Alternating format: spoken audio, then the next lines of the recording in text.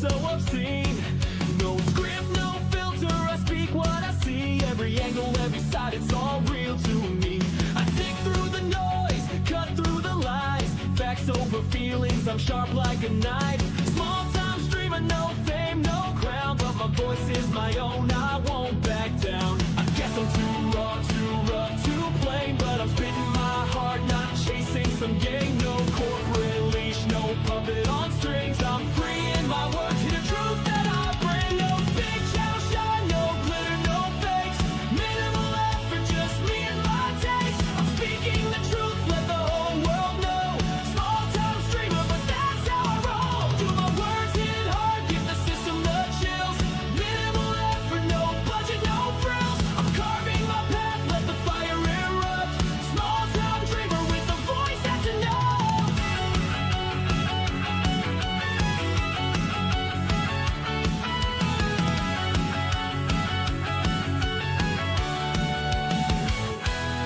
Got a webcam flicker and a beat in my chest. Bass takes in my veins, spilling facts is my quest. I'm breaking the mold, no mainstream appeal. Just a kid with a dream and a heart made of steel. I sift through the data, the left and the right. No bias, no agenda, just seeking the light. They laugh at my setup, my low-res stream, but my words cut deeper than the corporate screen. I guess I'm too raw, too rough, too plain, but I'm spitting my heart, not chasing some game. No corporate leash, no puppet on strings. I'm free in my words, hear the truth that I bring. No big channel shine, no glitter, no fakes. Minimal effort, just me and my takes. I'm speaking the truth, let the whole world know. Small time streamer, but that's how I roll. Do my words hit hard, give the system the chills. Minimal effort, no budget, no frills. I'm carving my path, let the fire erupt. Small time dreamer with a voice that's enough.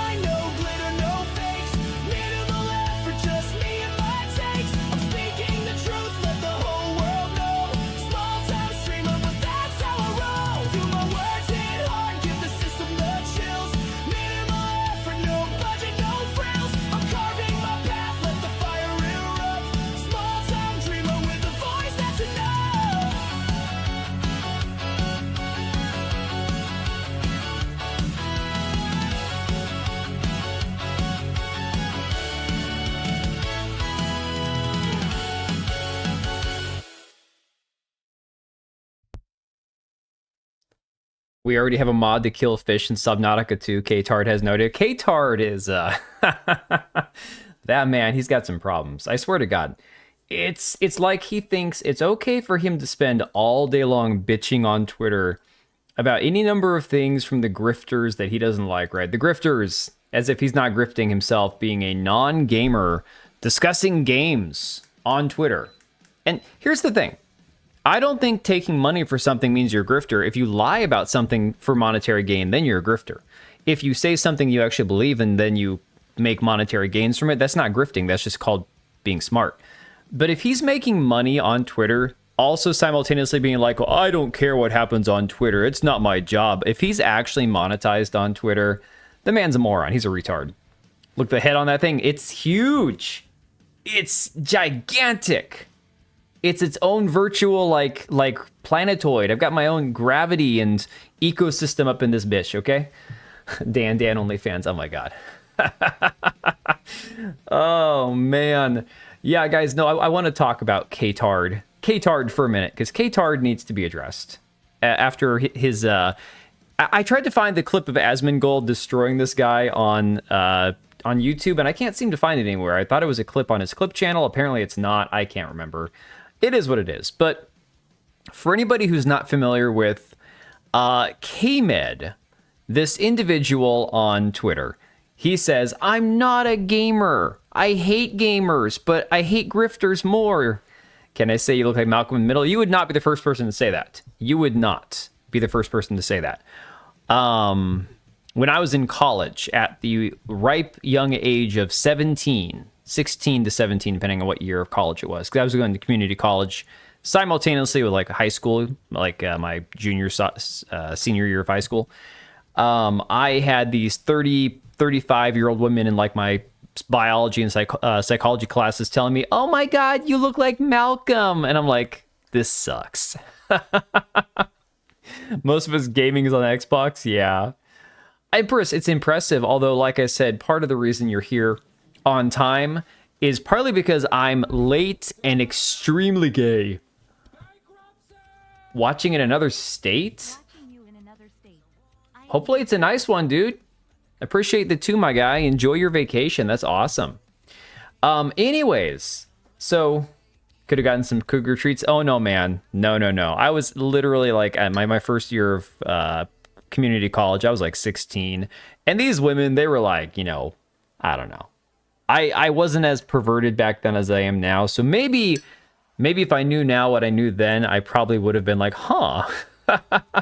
Oregon, okay, you're in my neck of the woods, more or less. Late and Pedro Pascal, yes. My God, Pedro Pascal. The worst closeted man in all of history. So let me pull this up for you guys here. Veridark put out this tweet because, once again, K-Med, this guy, not a gamer. He's not a gamer. He doesn't like gamers, but he talks about video games on Twitter, complaining about all the grifters. Basically, this man has, as they say, no movement. He's not got no actual clout on Twitter unless he complains about YouTubers. Oh, nice. Well, you enjoy your time with your brothers, buddy. I mean, I don't ever see my brothers anymore, so... Two of them I still speak to, one of them I don't.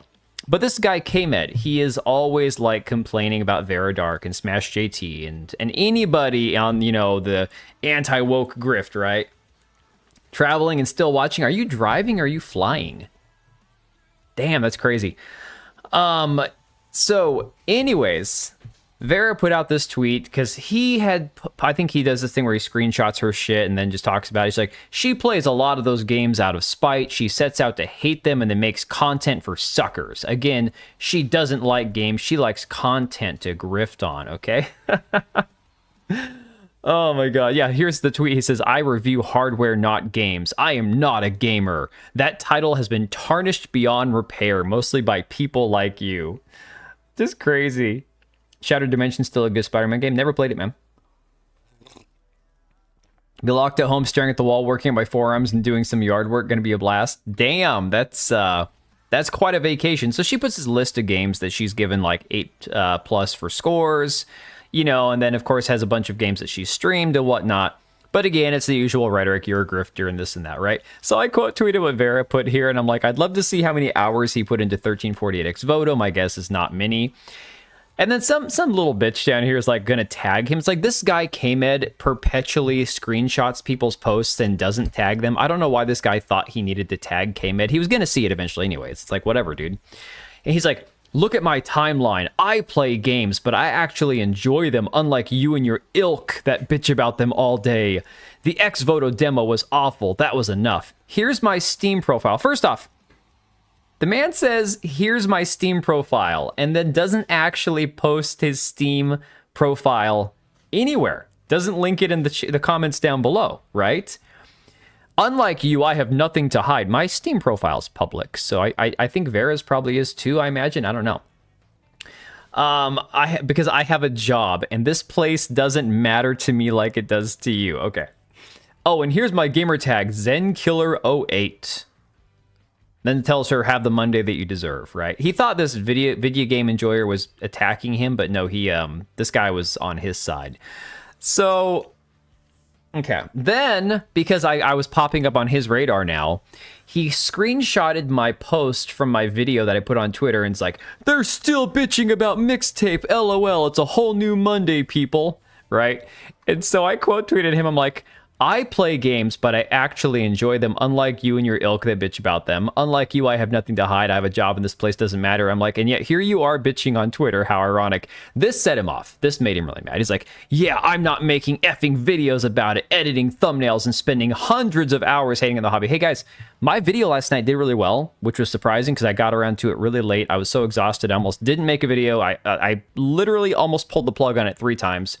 It took me a whopping 2 hours, maybe give or take, from the beginning of pull up all the things I need to screenshot and read off of, clip all that, do my recording, do my recording again because half this shit was messed up, edit it in with some gameplay, tag some stuff, change some descriptions, make a thumbnail, upload, done.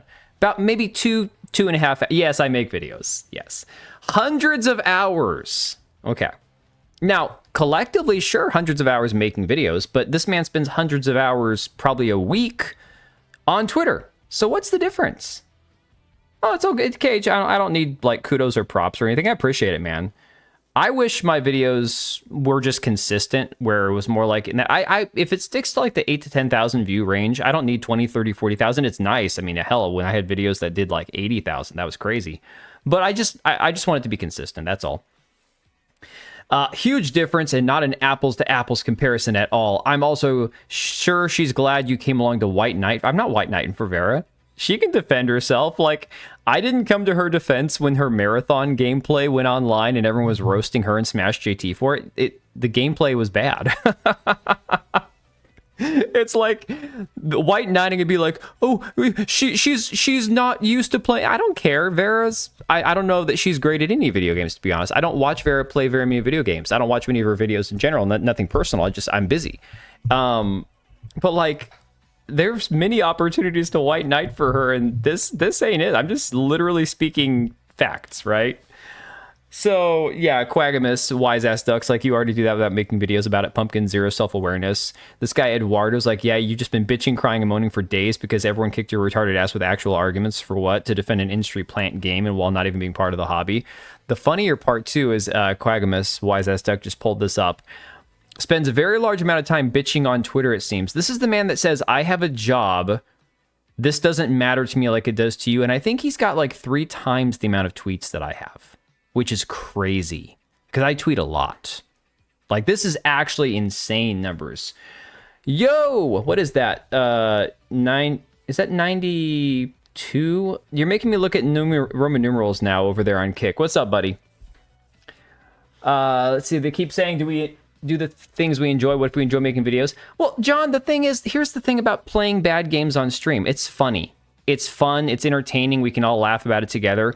Where is the actual harm in getting together and roasting something? This is what I don't understand. This is why they always say, like, the left can't meme. They have no sense of humor.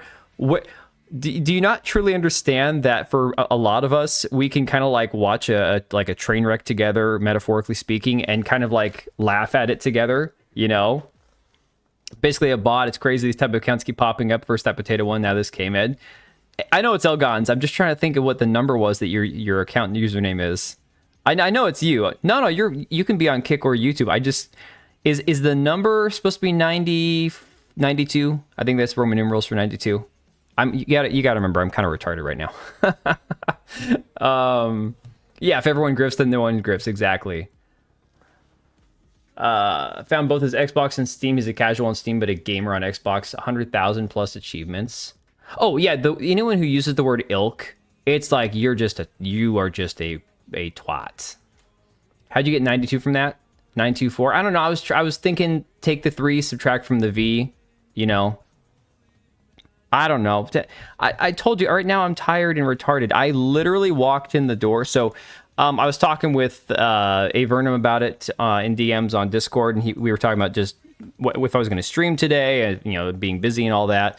And I had my daughter's softball practice at 4:30, and I went up there with my hoodie and my sweatpants on, and it turned out to be like 70 degrees. I'm tossing softballs. I'm sweating to death. It's just miserable. I had to run home, take a quick shower. Literally, guys, I ate a hot dog in the shower, practically in the shower. I ate it and then jumped in the shower. And then I had to get the dog walked, clean up the dishes, and run home, meet my wife over at the ballpark because my one son was doing batting cages for his team. The other one was having all-star tryouts. And I walked back in the door at like 8:45, and then my wife got home with the other 2 kids at like 9:30. So that's why we're super late. Not sure a way to share that, man. No, dude. It's I legit we had like that Panera mac and cheese and hot dogs, and I took my plate in the bathroom and set it down, and as I'm getting the shower on, I'm shoving food in my face, man. Whose hot dog did I eat in the shower? Hot dog brand hot dog. Better than most. I'm trying, dude. I'm trying. It's a lot. Actually, at work right now, I'm campaigning for fair games. It's actually easy. Oh my god. Yeah, don't share the shower hot dog. No, she's like, why don't you just, eat first and then shower? I'm like, I can do both at the same time. It's okay. I can multitask. Yeah, the Bolt's hot dog. Okay, so let's get to the usual Monday stuff, although I know we're super far behind due to the fact that it's like, 10 o'clock already? I've already lost like half an hour of my night here. Drop shipped right into your mouth in the shower. Oh my god. I can't. Guys, I've got so many bookmarks of the quartering shit, and I can't make myself even talk about it on stream. Maybe. Oh, good Jer got done. Okay. What's up, Rabnad? Don't even know what Fair Games is. I've spent more time gaming than looking at these train wrecks. Dude, Fair Games is supposed to be a live service multiplayer shooter with some extraction elements to it, and it looks like garbage. It's another Sony licensed, published game through Haven Studios. It's their debut game. The founder of the studio already left. The game hasn't even come out yet, so it's a complete shit show. Something you guys might actually like. Haki Shaku-sama is a new game where you're stalked by a massive girl with huge boobs. I'm not making this up. You step into the shoes of an ordinary boy during summer vacation. Only this summer, you're stalked by an 8-foot-tall ghost with a big obsession and even bigger boobs. This actually sounds like it could be illegal. I don't... Yeah, Gesundheit indeed. Tall lady, but you are a boy, an ordinary boy. I don't. Femdom shit is so strange. This is giving me vibes of like the big vampire gal from Resident Evil, right? Why is this familiar to me? Are you having like a flashback, dude? When I'm tired, I just randomly watch old movies and pretend I'm still a teenager. Pitch Black. Oh god, Pitch Black is such a good movie.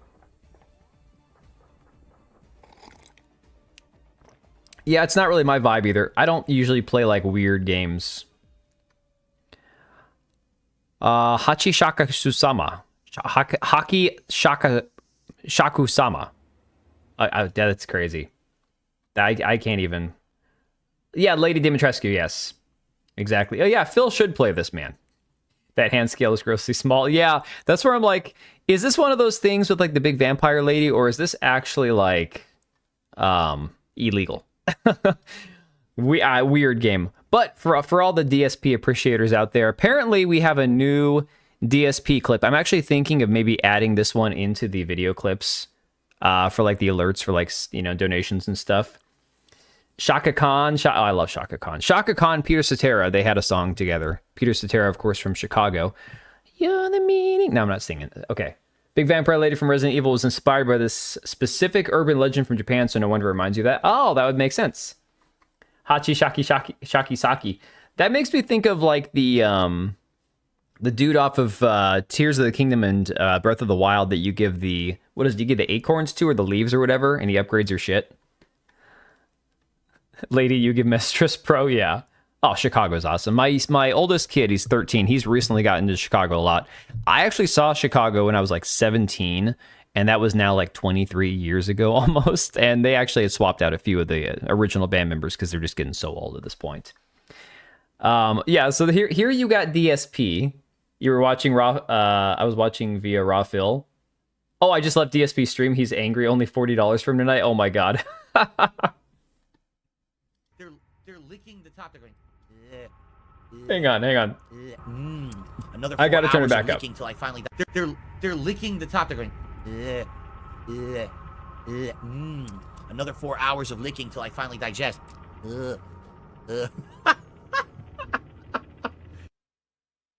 I'll never understand what's wrong with this guy. I swear to God, I'll never get it.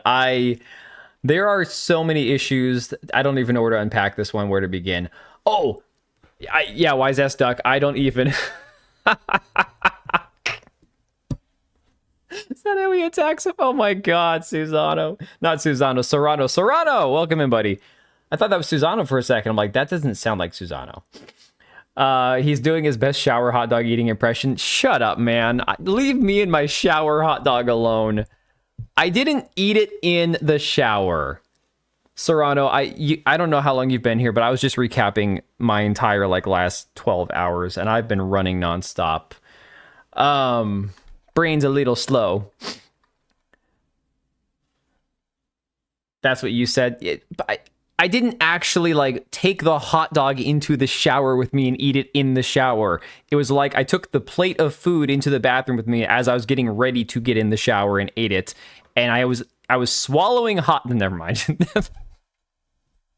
No, I did not eat it on the toilet. I absolutely did not do that. Not that I'm going to judge. If you eat your food on the toilet, that's between you and whatever happens on the toilet. All right. Swallowing sausage in the... Shut up. Here's one.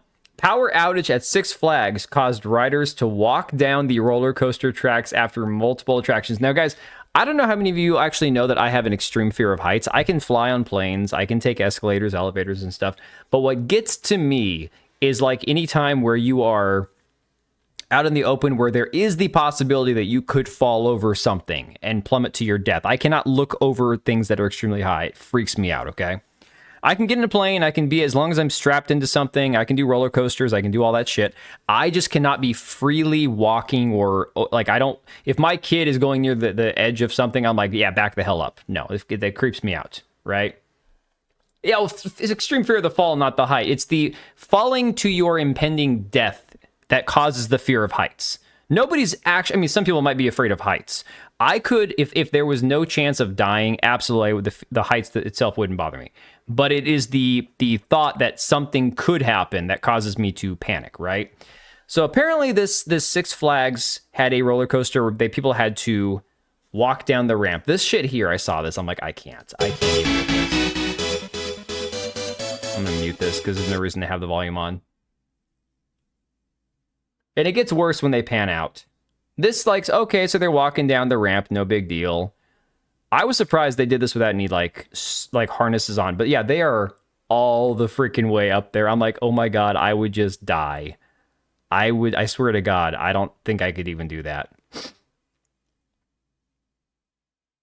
And they got people looking, yeah, this girl right here, this would be me. This is me right here. Can't do it. I'd be suing the freaking Six Flags for emotional distress. I'd like a refund. No, I'm talking I'd be suing. I'd be suing for emotional damage. And you know what? I'd probably get something out of them. Like, holy crap. That right there. What if you actually had, like, that's how tall I imagine you are. That ain't that bad. But they're not on like a set of stairs, right? This is just the track where the roller coaster, like there's stairs there, but over here it's like there's a handrail and that's it. Something terrifying about going slow at vast heights. Oh, I'm a what do they call it? A torta. I'm a torta. Yes, I'm a torta at heart. Yeah, the wind plus the chill, man. That would be insane. Couldn't do it. Roller coaster. Yeah, and the thing about being the roller coaster is you're strapped in. You're going fast. Whatever happens, it's like it happens so quickly, right? I am tall enough to ride roller coasters. I can go on any ride I want without my mommy. Thank you very much. Thank you very much. No, there's more than one worker. They're scattered. So there's a guy in a yellow vest here. There's a few people in yellow vests here. But like, honest to God, if one person fell over that rail and died, that park would be getting sued into oblivion. He's not Kata. No, I'm taller than Kata, okay? I was not ready for that. When I saw him and Atreus in person, when I picked up Kata from the airport, I was not aware. Like, I knew he was short. I didn't realize that he was like an inch and a half shorter than me. That boy, he's short. I'd rather walk up there than ride the roller coaster. Oh, hell no. No, Kata's like 5'4.5", I would have to guess. He's like scraping the top of 5'5", maybe. What you mean, boy? I mean, that boy, he just turned 30. He turned 30 a couple days ago. I'm like, oh my God, I'm almost 40. I got a month. I've got a DSP clip. We're going to use the DSP clip for his birthday party announcement that he did, inviting Asmongold to his stream. I'm going to put that on like YouTube or Twitter the day before my birthday. He's condensed. Oh, yeah. Yeah. He wears lifts. Oh, my God. I didn't see him barefoot, so I don't know. And I don't want to see him barefoot. He'd probably do freaky, weird things with his feet, him and his damn foot fetish. All right, moving on. Oh, my God, guys. More retarded people. Okay. I don't know if this is a troll or if these people are genuinely this stupid. It says, day 3, training telekinesis with my twin flame.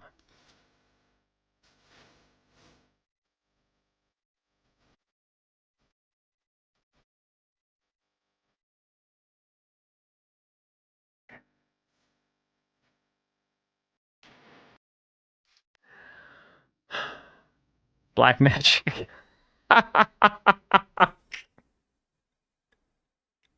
This is what 60 IQ people actually believe.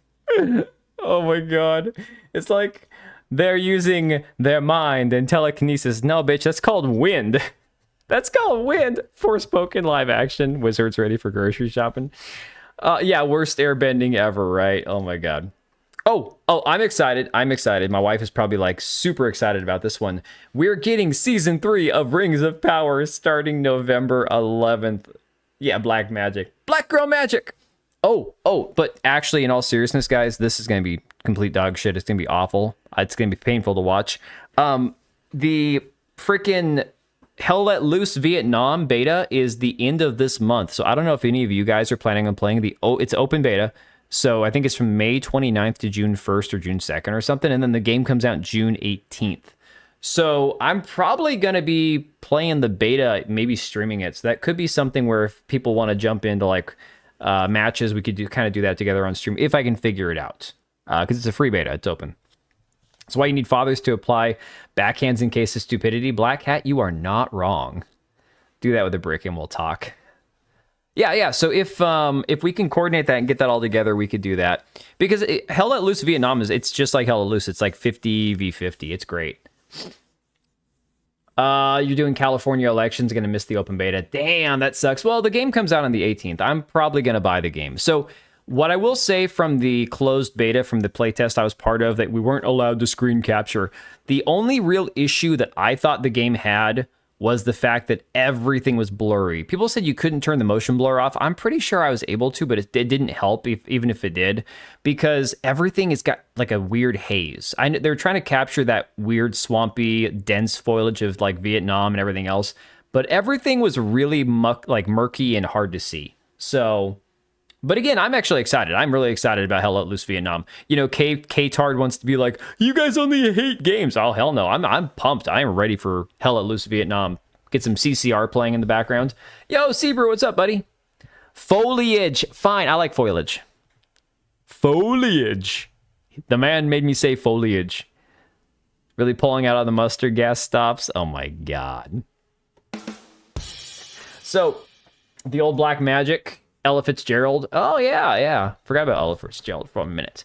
Everything's so blurry. Dude, I literally heard that song yesterday on the radio. We put on the quote-unquote like soft rock playlist on Spotify, and it was basically every single banger, like alt rock banger from like the late 90s, early 2000s. It was so good. How do you pronounce nuclear? Nuclear.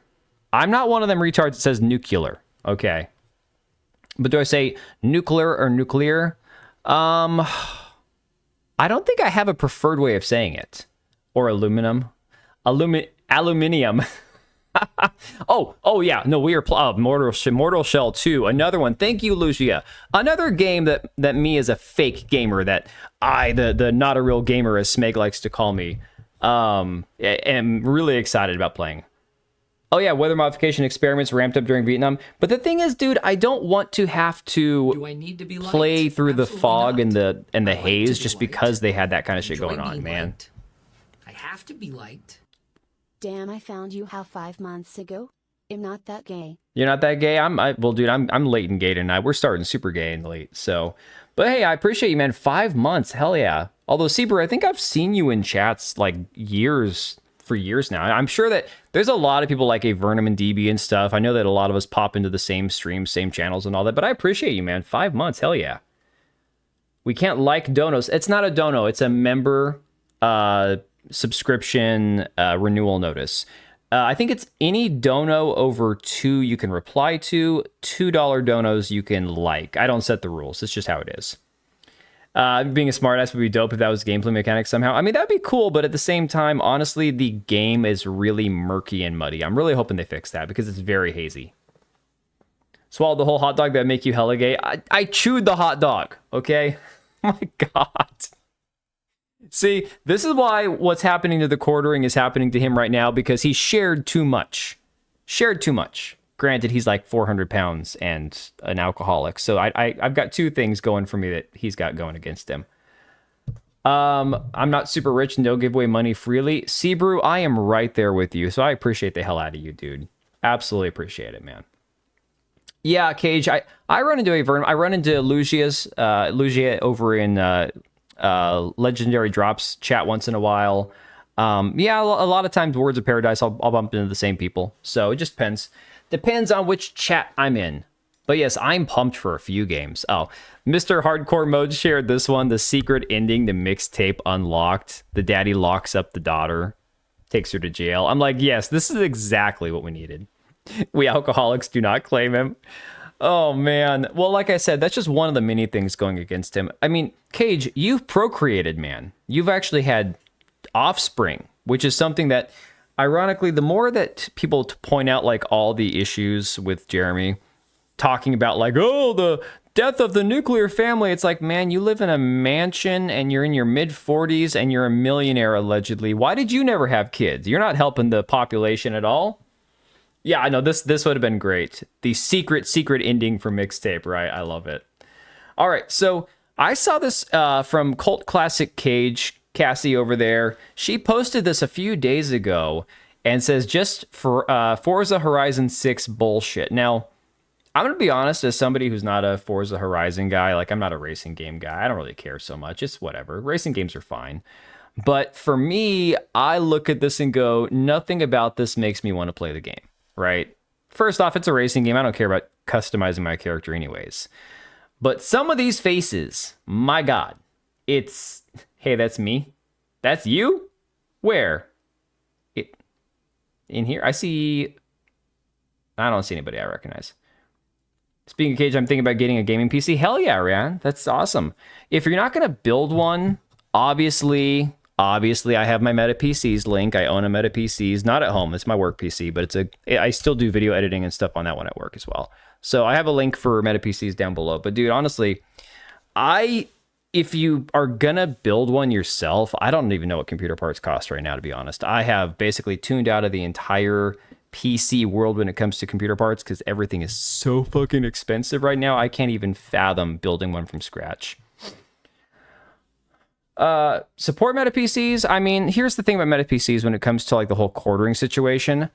All I know about their involvement with the quartering is that he trademarked Coffee Brand Coffee at their address, and that meta PCs also had their own like dropship coffee thing they were doing, which again, I don't know anything beyond that. Like if a computer company's selling coffee, I'm going to assume it's dropship, right? As far as their computers go, yeah, their computers are great. No problem with their computers at all.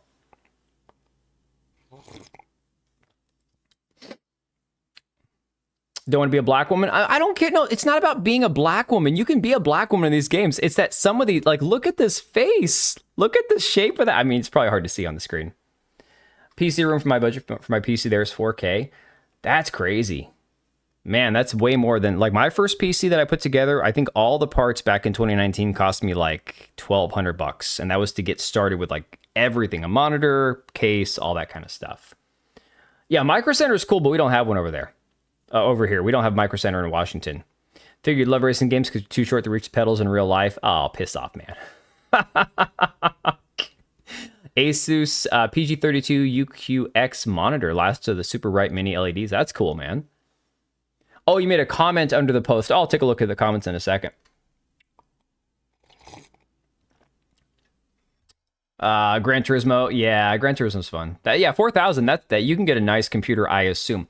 The only thing that, again, going with a pre-built over building it yourself is if computer parts are still inflated, it might actually be cheaper to buy a pre-built, which sounds retarded to say. But again, there's this whole, I mean, that's just the nature of things, unfortunately, right now. But yeah, I mean, honestly, dude, I have no problem with Meta PCs as a company, as an actual computer manufacturer and whatnot. I've never had a problem with like Zach, who owns it. I mean, they all seem pretty cool.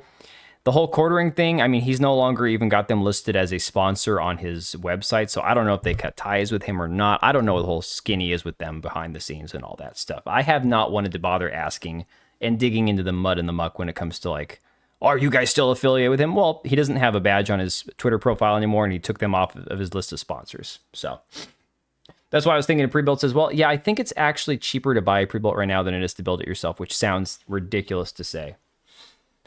2 items in pre-built you can't entirely get screwed are the CPU and GPU. Everything else is questionable, especially the motherboard. Yeah, that's where it's like with pre-built, you know what you're putting in there, and you can make sure you have quality parts that you're putting in. It's an intimate, sexy experience, though. It's not going to save too much. I'll admit I really enjoyed, as somebody who's not high IQ, I really enjoyed building my PCs. So don't know who these people really are, so if controversy arises, now your brand associated with them. True. That's why, I mean, everyone hates it when people go after people's sponsors, and it's retarded when people do that. But at the same time, there's a reason that it works is because somebody does something super controversial. First thing you do is, well, do you want to be associated with this person? Oh, no, that looks bad for business. It is, you know, it's shit. It sucks, but you can still get a mini gaming rig PC from certain places for under 1K. That's what I'm saying. I don't think right now you can buy the same parts to build that computer yourself for the same price. It's ridiculous what's happened with the PC market. You know when, like, you could tell that the character creator's so bad, like, you have no... It doesn't give you any ideas. It doesn't inspire you to be a certain character. Oh my god, she has a big chin. All right. There you go. That's a dude. That's a something. Huh? What's the difference? So I don't know if you guys can tell. It apparently has body type 1, type 2, and type 3. Where are the whites? Well, you'd have to change the skin tone, but these are like the pre-built characters, like the pre-designed characters, right? 32 gigs of RAM, that's non-negotiable. Yeah, I've got 64, but it's DDR4. And I bought it before the entire RAM shortage. My 64 gigs of DDR4 might have cost me a couple $100. That's a dude, that's a something. It's something, all right. Which one is the girl? Like, what the fuck? Hold on. You literally don't label. All right, as much as I wasn't going to make a big deal out of this, you choose not to label the gender options for the body. Then you put the character in super fucking baggy clothes. How am I supposed to tell who's supposed to be a bitch? How am I supposed to tell? See, this is the thing. This is this inclusive shit that they do that really confuses the hell, I think, out of everybody. And it's intentional. It's designed to muddy the waters between the differences between the genders, right? The noticeable differences that you can see with your own eyes. So you go, body type 1 and 2 and 3, they all look similar enough that you go, I don't know if I'm picking a man, a woman, or one that can't make up its mind as to what it is. In saying that 64 gigabytes is now more expensive. 192 gigs of DDR5 for $750 a year or so ago. That's crazy, man. Yeah. All stole from Chris. Goran Chris had to comment on X and expose him. I haven't seen that. Oh my God.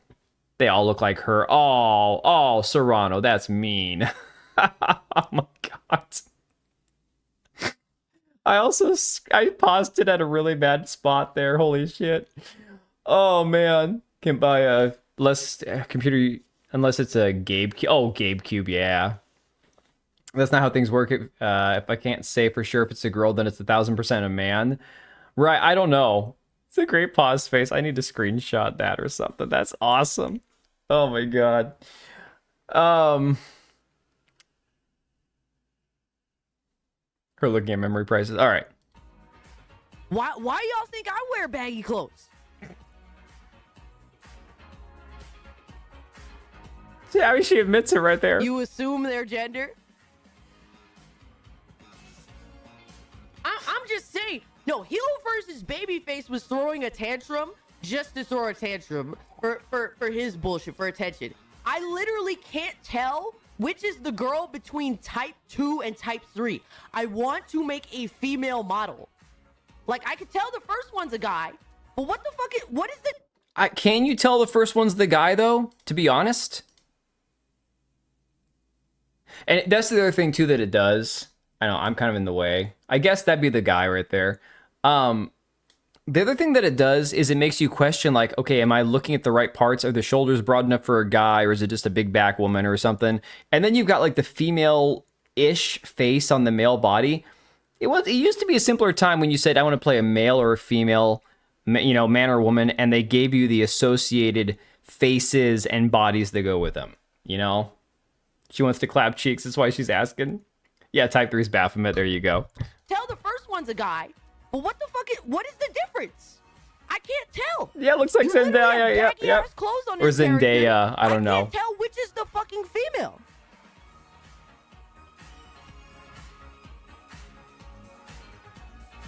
Like, that's particularly fucking annoying. I can't. What's the difference? What 3 is like they took the female body and gave her like a pudgy, saggy looking stomach. That is so weird. Yeah, Fleek's Fable video, yeah. You want a male voice, you got to search in between them all which ones are male.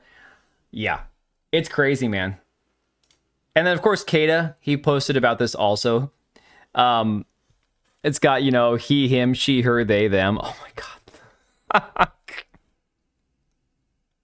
And no, this is not because it's a black woman. It's the entire face and the hair that goes with it. I can't. Of course, he, him, she, her, they, them. Because that's what we should care about in Forza games, your fucking pronouns. I'm so tired of this. Yeah. It's crazy. So apparently there's also something going on with that game, Mugenics. I saw a Legendary Drops post about this. He played Mugenics or had it in a video and it got copyright claimed, and so he asked Ed McMillan about it, the, you know, head of the studio that made Mugenics. But apparently it's this other company or website, Super Bam DRM. So he's like, okay, I don't know if you're aware or not, but Super Bam DRM is issuing copyright claims to YouTube channels using game footage and trailers from content that you do not own. I've taken steps with YouTube, however, it would be much faster and easier for you to intervene. These claims are originating from grab bag videos you've uploaded of a bunch of random clips from random games. I recommend you resolve this quickly because either this is a mistake or it's blatantly malicious.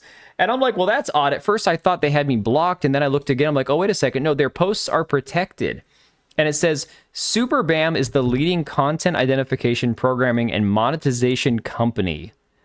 And what they're doing is they're claiming content that they are not attached to at all. It's the weirdest thing. I have one pronoun, it. It's tired of all this BS. Yeah. Only one time body type should be in a game is when you're choosing the body type of your male or female character, muscular. Yeah, but again, we're talking about gender and or sex versus body type, what they mean by it. DSP will be starting Forza tomorrow. Might be some hot clips incoming. Oh my God, man. Getting railed from everywhere. That's why they're protected. Yeah, go figure. Like what? That's some bullshit to try pulling. Like, oh, we're going to claim this. It's happened to me before, guys. It's happened to me years ago with videos. I got like something claimed from like a video game or a song that was a DMCA compliant song by some like random ass account on YouTube with like 50 subscribers. And I'm like, this isn't your music. You're not like, you don't own the copyright on this shit. Hey, truth. Yeah, based in LA. How am I not surprised, right? Another person says, I got the same exact issue. I'm pretty sure this Superband BS is using an AI that makes mass claims like this. So one more thing we got to worry about with YouTube, apparently. That's always good to see. That's great to see. If it's not like false copyright strikes and copyright claims and whatnot, now we got other people claiming content that they don't own. Speaking of gender, speaking of body types and all that retarded stuff, Video Game Donkey, new video about Subnautica 2. His last couple of videos, not gonna lie, for me, they were kind of nothing great. I wasn't dying laughing, but I did want to play this one because I'm curious about some of the shit with Subnautica 2. I am very much out of the loop with a lot of it. They removed super sticers, so it'd give you a thumbs up. They removed super stickers? When did they do that? Wow, I appreciate the 2, Brew. Hell yeah, I appreciate you, man. When did they remove super stickers? Those aren't a thing anymore. Granted, I probably never purchased one in my life. I've sent plenty of super chats and membership stuff and all that, but I can't recall ever sending a super sticker. Sub curious. Shut up. Bye. Thank you for the 2, Brew. Appreciate you, man. That's awesome. Isn't that what Neil Druckmann did when people were rightly talking shit about Last of Us 2? Probably was. Feels like I'm yelling across the lunchroom at the rest of y'all. It's all good, man. I've got it's wherever you prefer to watch, man. The only thing that I don't have an individual chat box brought up for is Twitch. It's mixed in with like my Streamlabs chat. So occasionally, like I know Oblivion uses Twitch or whatnot. If he's on there, I might miss a chat from him or whatever. Yeah, Susano, I don't know. That's really weird, man. Sent gold coin for 10 jewels. Oh, the jewel thing. Yeah, I remember the jewel thing. That's a new thing. Oh, thanks. Yeah, Brew again. Appreciate you, man. Driving earlier, had Kick open for Phil. Oh, okay, got you. No worries. Creator I watch often, Rabble Wrangler, You, Me in the Movies, has often talked about getting copyright claims from fake organizations on videos reacting to older movies. Yeah, isn't that crazy? Oh, so they did. They replaced them with the gems. Huh. Yeah, it's getting railed over the EULA. Yeah, that's part of it. I've got that brought up. Yep. A friend of mine got his channel flagged because he used royalty-free music for his intro, and a random indie musician used that royalty-free music in his music as a sample, and then content ID claim. Oh my god, man. Oh yeah, Lucia, there's a bunch. There's a bunch of stuff. The jewel thing isn't new on YouTube. No, I think you meant Jew. Anyways, all right. So, Video Game Donkey here has this video talking about Subnautica 2. We're going to watch this. Maybe I'll get some information about the game because I honestly don't know much about this game. I didn't play the first one. Other than the things I'm hearing about it from people who either love it, hate it, or thinking it's got X, Y, or Z things going on with it. Did they raise the price of annual subscriptions? I don't know about that. I do not know about that. We will see. So here we go. I'm playing Subnautica 2. It's exactly like Bioshock. I'm playing as Marcus Felix. He's the most beloved character from the Subnautica franchise of games. There's my oxygen meter. It's like one of those games where you have to like manually breathe. You're the QI. I'm more like the QA for every game after they release. You are burning in slow motion. Under 60 It is on Game Pass, yep. Pressure. I don't know if I have time to read all this, robot. It sounds like I'm dying. Open the door to the adaptation chamber. Your printed body can borrow tricks from indigenous life. Really going on for a long time here. You'll be better. The last pioneer didn't make it to the life pod. Yeah, I wonder why. I'm now entering the adaptation hallway. I'm gonna adapt Catcher in the Rye into like one of those farming games. Your body can adapt survival traits from a Zezuran rat. Oh yeah, turn me into a little rat. Like Ratatouille, yeah, that's my favorite game. Oh yeah, insert your hand into this thing. Vital signs. Okay. Those... Why do those make me think of testicles? Did he have a septum? He might have. Returning to Warframe. I mean, Warframe is honestly a great game. I probably will never play it again just based on the amount of time it's going to take to play it. It's a very grindy game. More of the same, I'm playing it now.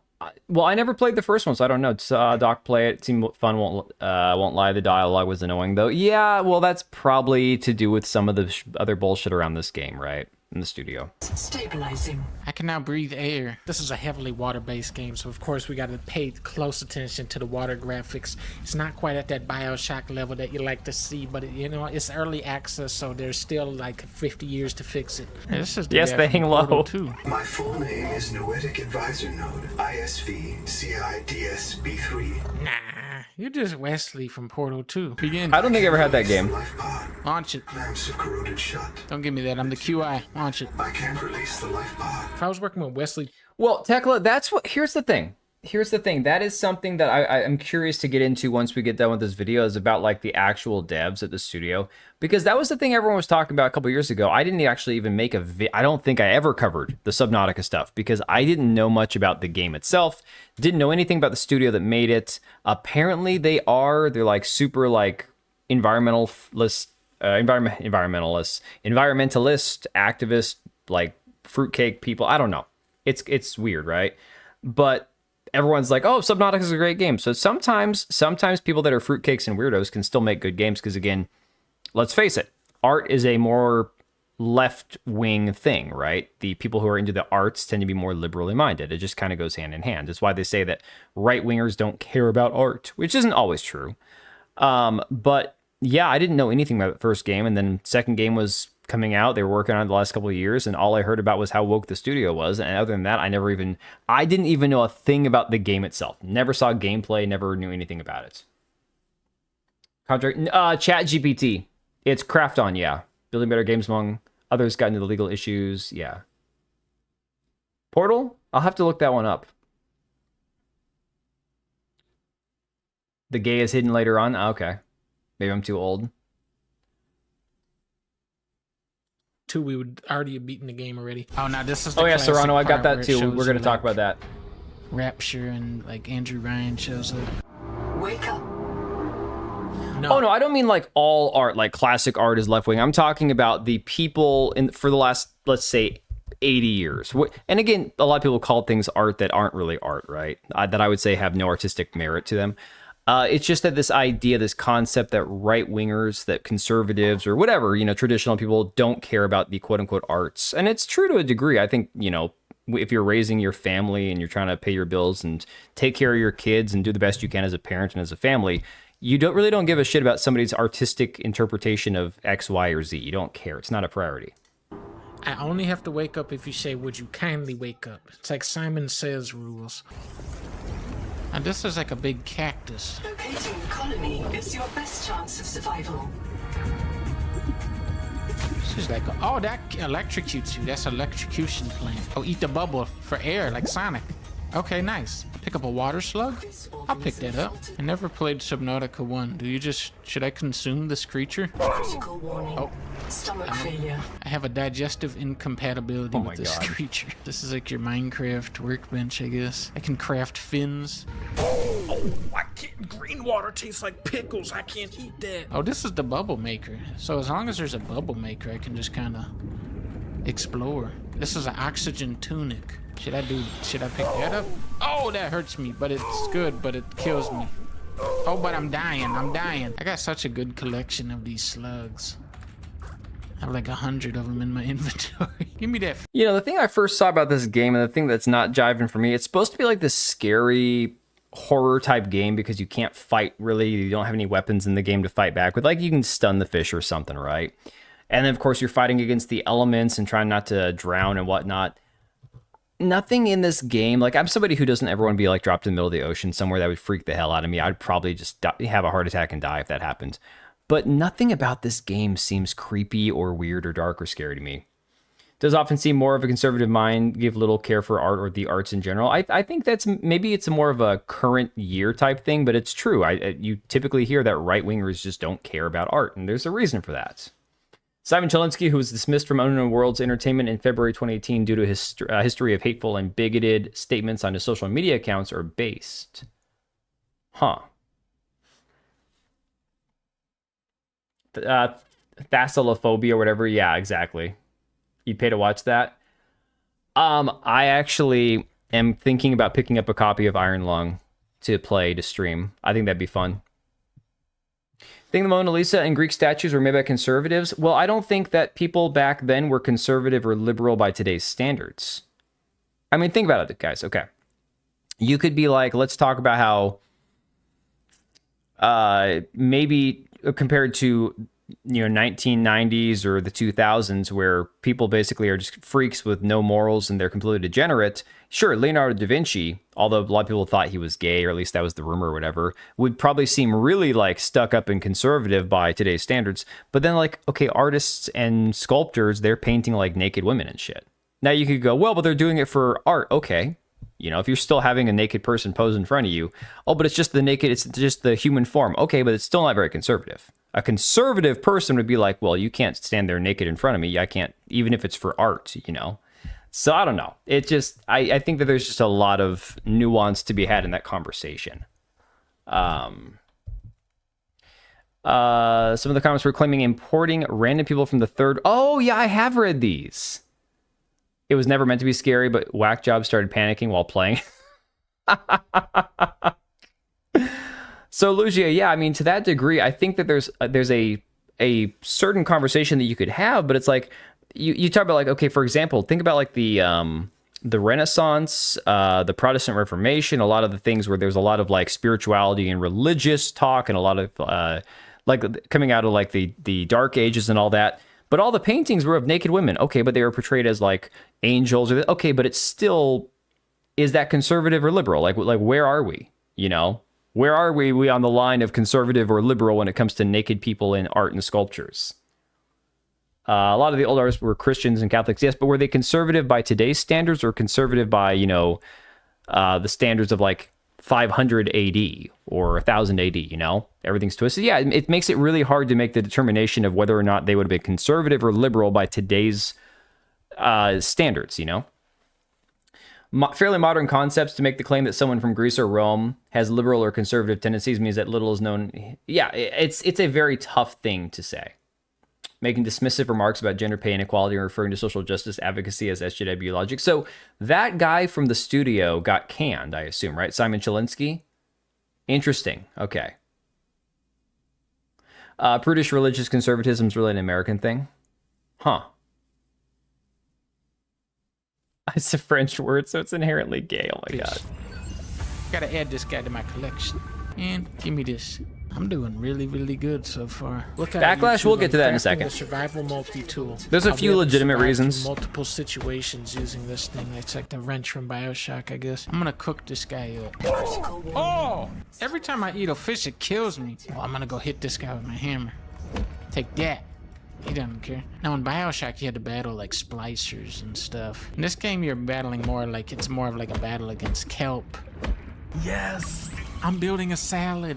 You guys didn't think I would get the salad this early. Dig in. Oh, the salad kills me. Why couldn't it be pizza? Should I eat another fish? Oh, that's cute.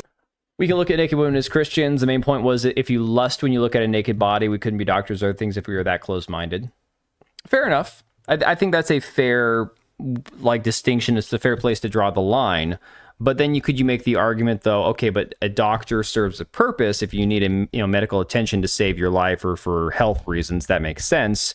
Is the same argument justifiable when it comes to quote unquote art? That's why I said I don't want to try to judge somebody who was a sculptor in the year 1200 by what today's standards of morality might be. So there's no way to actually make a good determination on that. So.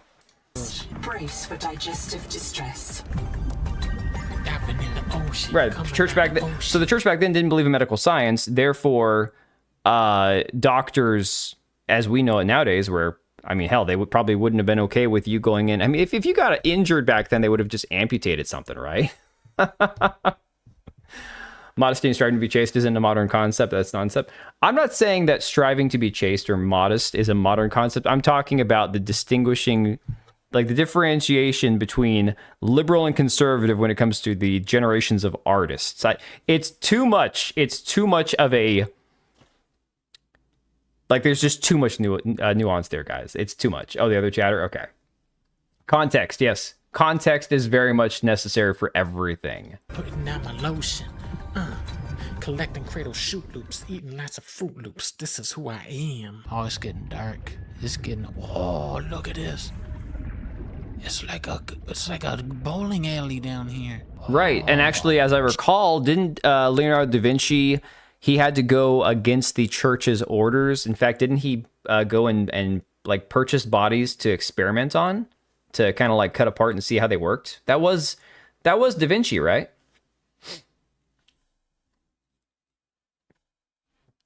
My pronouns are they, them. He's killing them.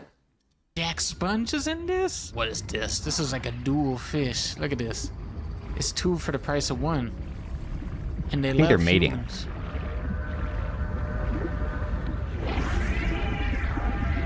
He loves me. I can use these eggs to make rubber. My food meter is Da Vinci's an Ezio friend, exactly. So I'm just gonna eat another food. Now I have to seek medical attention. Who's this guy? It's like a big angelfish. Oxygen. How'd I run out of oxygen already? I just started. This is what the Gorgonites eat from small soldiers. What I love about this game is that none of the fish are mean to you. They're all nice. I can make fins now. I don't know, like, I don't hate the actual art style of the game, but it's definitely not for me.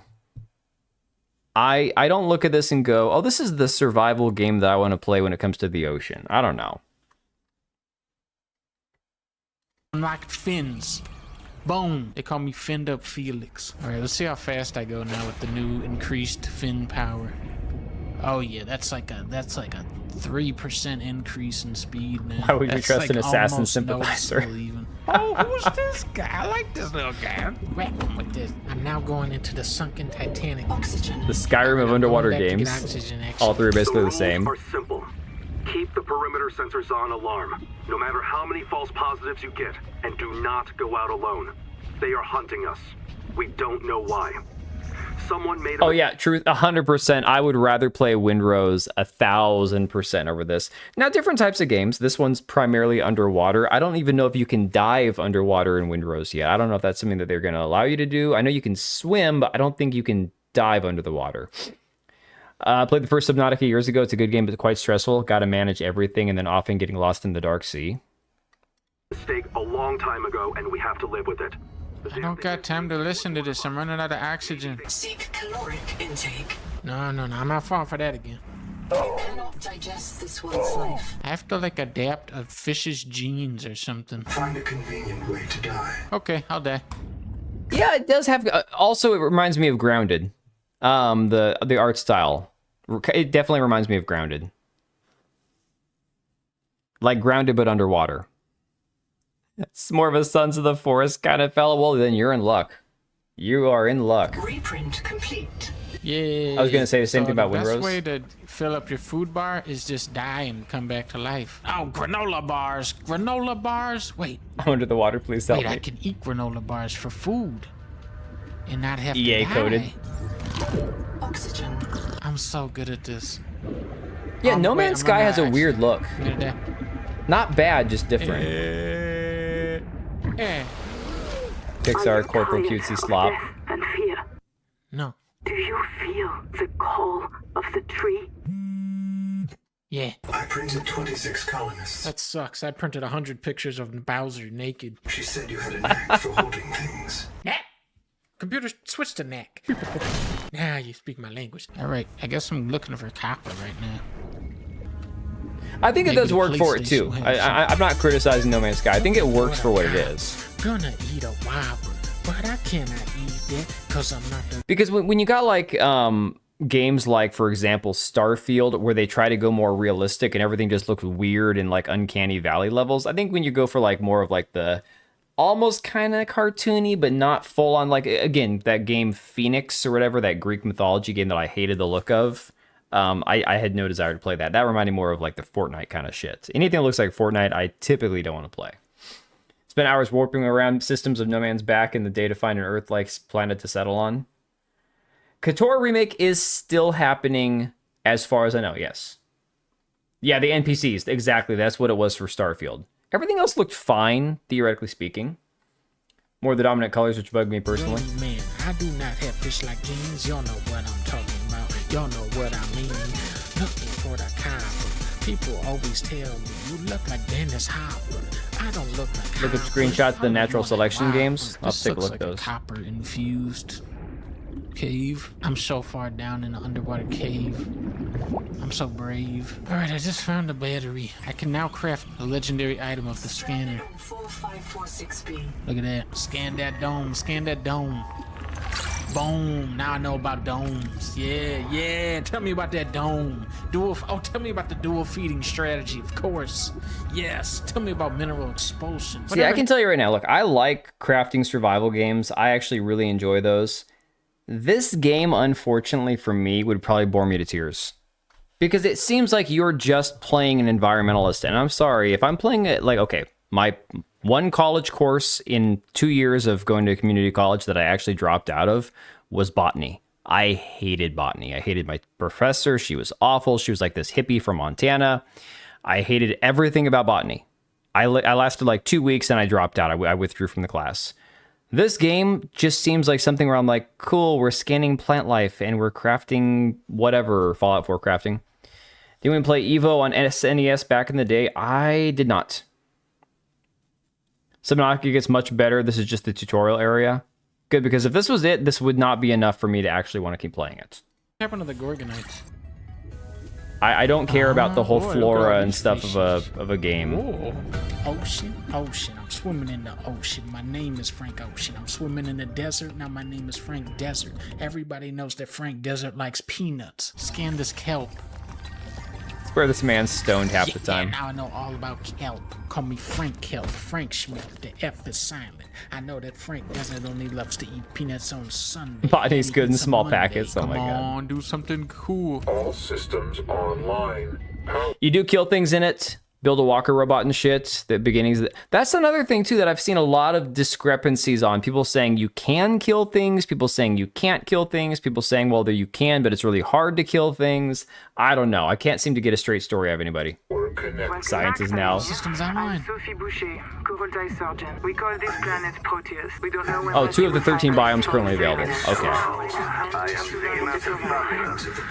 it's me, though. I'm also talking over the thing too. Alright, now I just gotta get titanium, quartz, copper. I got some of that. Get a builder too. I don't know what that is. Wave it around. Check the battery. Get comfortable. Build a corridor. Put a solar panel on top. You must have power to make air. Put a hatch at the end. Go inside. Build lockers. Fabricator.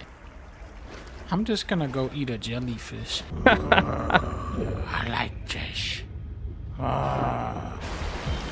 If this was Starfield, I could swim up to that planet. Give me that grouper fish. Oh my god. Had to mention Starfield. I'm just walking around chomping on fish now. How do you eat the fish while you're swimming? That's what I want to know. How do you get it inside your helmet? Give me chomp. The only killing is eating fish. I'm gonna go into this little cave here. This looks cool. The text in this game's too tiny for me to enjoy it. Oh, look at this. Oh, that's cool. I'm gonna swim right through this. People say you can't kill because the cheesy corporal lore that only gives you a plastic axe. Maybe I don't want to be by all these bite fish. No alien Nessie, oh my god.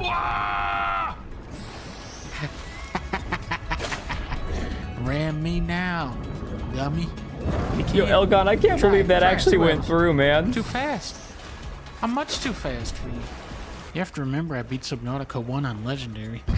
What's up, MTV? My name is Fix-It Felix, and welcome to my house. I'm in crib. Welcome aboard. I customized this place myself with a ceiling light. Over here is a window. Jump Ever space? heard of one of these, kid? Oh my goodness. You say that a lot. I actually did find Rapture from man. Bioshock now. They were trying to build a life. Farms and biomods that could support 40,000 sleeping souls. But they didn't make it. Well, they were probably playing more like Minecraft, whereas I'm playing it more like Pal World. Dr. Wu's log. Is that really Dr. Wu? Day 755. Just a share with See, that's another thing. Like games like Pal World, I have a similar look where it's kind of goofy looking, but it actually really works for Pal World. It doesn't bother me at all. You may be the very last human being in the universe. What am I donkey? I ask you to do the most human thing you can. Okay, I'm thinking long-term goal in this now. Underwater restaurant.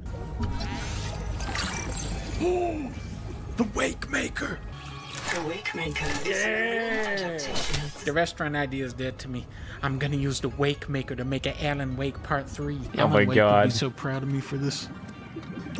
Behold the power of the Flash. Pal World 1? What? I can now see crabs. Like the better entire at night. lawsuit? None of these people are humans, though they're all clones. Yeah, I was wondering that when this says like you craft somebody or something. That's kind of odd, right? Weird language for that. All right. So, getting into the stuff about Subnautica 2. I'm going to go back and make sure I like that video. I think I already hit like. I want to make sure I got that, though. Getting into stuff about Subnautica 2, I remember hearing about this like a few months ago, that the studio head was trying to use ChatGPT to essentially figure out a way to get around paying his developers, which is absolutely insane, right? Oh my God, I forgot Sungrand put out a new video. Oh my God, I will literally play and review Mixtape right now. I don't want to see Jarrell. I don't. I'm over it. I don't want to see him. The man pisses me off anytime he pops up on my YouTube channel on my like recommended videos or whatnot. Jump Space has amazing physics mechanics. Crafting waifus should be the future. Bomberman music block. Let me see. Speaking of Nintendo's getting their ass kicked again by Pal. So the lawsuit's still going on though, right? The lawsuit's not over. The game's kind of morbid. They're using the skeletons of dead clones to fertilize their farming. Oh my God. The publisher head. Oh, okay, that's who it was. All right. So it was the publisher head, apparently. So, moving back to this discussion about the actual studio itself or the publisher, Subnautica 2 opens with 2 million sales amid Krafton dispute. Subnautica 2 breaks records with 2 million day one sales despite publisher turmoil. Became one of 2026's biggest game launches after selling over 2 million copies in 12 hours. Peak concurrent players exceeded 651,000 across Steam, Xbox, and the Epic Games Store. Record launch follows months of legal conflict between Unknown Worlds leadership and publisher Krafton. So it was Krafton that was trying to get around paying them, apparently. Yeah, he's still posting. Apparently he did a video where he is reviewing Mixtape, but he's not going to say anything negative about it. He's just going to play it for 2 minutes, and then go off and do like some banjo music or some shit. I don't know. I couldn't bring myself to watch it, man. I just couldn't. U.S. Patent and Trademark Office rejected all 26 claims of a controversial patent Nintendo intended to use, which broadly covered character summoning and fighting mechanics. Let's go. Oh my God, that's awesome. They need to add the throwing ball to deploy your PAL mechanic. I stopped playing when they took that away. Oh, add back. Yeah, they really need to, man. Windrose did better than did they do better? Did they? Let me check here. I know not to jump ahead of ourselves, but I want to pull up SteamDB and take a look here. Windrose. It's not popping up here. All right. So Subnautica 2. 95,000 playing. All-time peak was 467,000. They said 651 across Xbox, Epic, and Steam. Then you got Windrose. Oh, yeah. Yeah. No. Wait. No. No, it didn't. So, I don't know. I don't know how many copies Windrose sold, though. So, 222,000. That's still pretty impressive for a tiny game, little indie game. That's crazy. I mean, Elgon, I was thinking about picking it up, but I've sunk like 300 plus hours just into my first playthrough of Valheim, and I haven't even finished the game yet. I don't want to buy another crafting survival game and not have time to play it, Yeah, no, Subnautica had a huge following. That did a massive amount of... it did a lot for the second game sales. We'll see Sungrand on True Crime documentaries. Oh my God. Estimated sales below on the right. Yeah, so estimated sales, owner estimates by VG Insights Gamealytic, and Play Tracker put it like close to 2 million sales. I think that's a fair estimation. You know, you've never played Valheim? Oh, it's great. Valheim's awesome. I would say it has a few less gameplay mechanics going for it than maybe, let's say, Ark. But Ark also has dinosaurs, and I mean, Valheim is more like Norse Viking shit, so... keep in mind, Game Pass numbers are in that too. Yeah, I mean, well, no, Game Pass numbers are not in the sales, though. So the first 12-hour sales of Subnautica 2, that didn't include anything Game Pass. That was just 2 million sales straight up. Then you also have Game Pass numbers. So you have to differentiate between the player numbers, sure, but the sales numbers are completely separate from Game Pass. Windrose was definitely cheaper to make, no question there. Banjo plus ukulele collab win. Oh my god. Let me see here. So going back to this article, says Subnautica 2 sold more than 2 million copies. Underwater survival sequel has become one of the biggest game launches of 2026, despite months of legal and corporate turmoil. Sequel launched May 14th across Xbox Series X through Game Preview, Steam, and the Epic Game Store. So it's not on PlayStation, huh? That's interesting. That'll be really interesting, tying that into the next part of the stream here. They announced over 1 million subnauts. I'd already know the game. And then, of course, 2 million sales at the 12-hour mark. They also promoted the launch on social media the same day. Months of legal conflict says the release comes after a turbulent development period involving Unknown Worlds and publisher Krafton. Last year, Krafton removed studio leaders Charlie Cleveland, Ted Gill, and Max McGuire, claiming the company faced an absence of core leadership. The former executives disputed those allegations. They argued Krafton delayed the game to avoid triggering a reported $250 million USD earnout tied to performance targets and release timing. A Delaware court later reinstated Gill as CEO and restored his operational authority over the studio and the launch process, paving the way for the game's early access release. Subnautica 2 entered launch with strong momentum. So basically, yeah, they tried to screw these three guys over to avoid paying a $250 million bonus. That's crazy. That is absolutely nuts, right? I don't care if they're eco-terrorists. I'm happy to see Krafton CEO get that for acting like that. Yeah, exactly. Oh, the sailing music in Valheim's fantastic, man. It's crazy. PS doesn't allow game previews, dumbasses. Oh, they don't allow early access. Interesting. Okay. Leader was taking legal advice from an LLM like a redacted. Yeah, dude, no, honestly, he was trying to use ChatGPT to win an argument for like a legal case. Absolutely retarded behavior, right? So here's where we get into like the accusations of wokeness and everything else. And again, look, politically, ideologically, I probably wouldn't agree along with most of the people who made this game at all. Especially when you start reading their own statements and you go, this sounds an awful lot like a bunch of other retards who I'm definitely not on the same side of when it comes to 99% of things in life. Never go full Hambly. Yeah, exactly. Never go full retard. They gave them a ridiculous contract and then tried to weasel out of it. Yeah, it's like, dude, if you're going to offer them something, you gotta live up to it. You have to live up to your side of the deal. That's just the way it works. The dude even disregarded the AI's warnings. Oh my god. Were they the ones who fired the dude because he was Russian? No. No, I think they fired him not because he was Russian. It's because he was a bigot and a homophobe and a, alt-right, blah, blah. He might have also been Russian. But Grum's here. Grum's somebody I'm not a fan of. But again, I'm just going to use this post for the sake of saving time. This kind of summarizes where we are with a lot of the accusations of the studio being super woke. And I'm sure that there's other things to reinforce this and back this up. It says Subnautica 2 is a pacifist ideology woven into a game. Players have noticed you cannot defend yourself against attacking fish, not even in self-defense.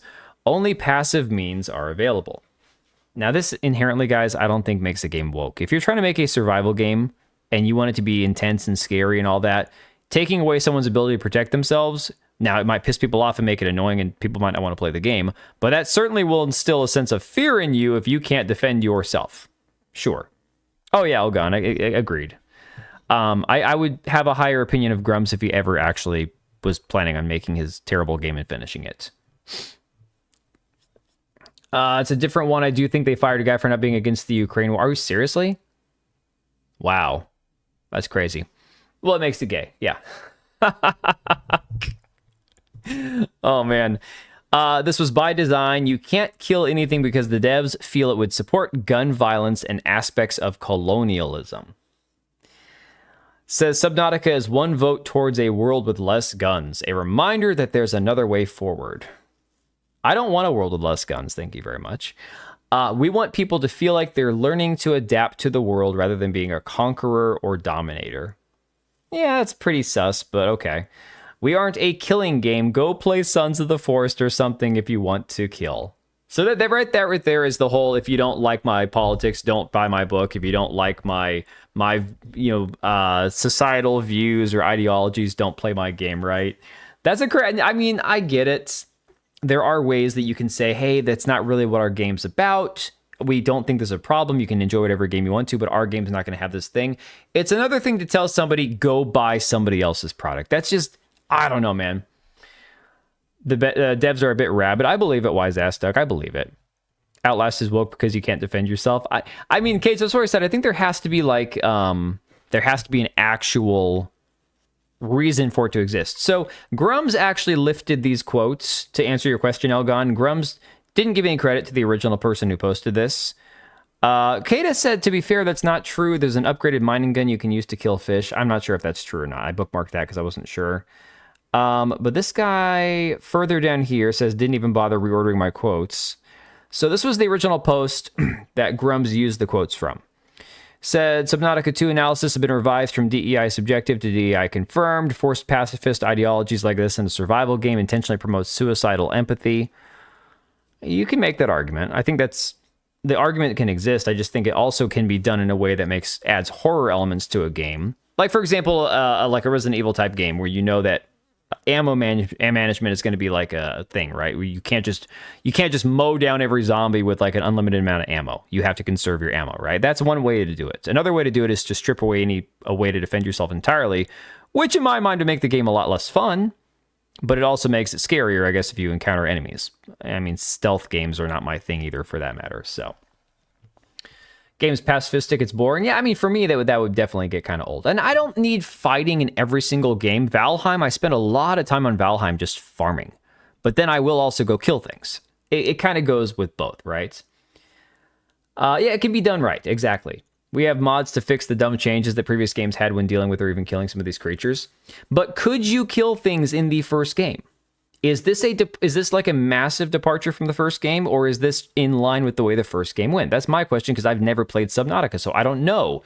I don't know if the dev got like kicked in the head by a mule and decided to wake up as a proud trans black woman, and now he doesn't want to have any guns or any violence in his game. I don't know. The left pushed the BS so far that corporate satire in games are not being taken seriously, right?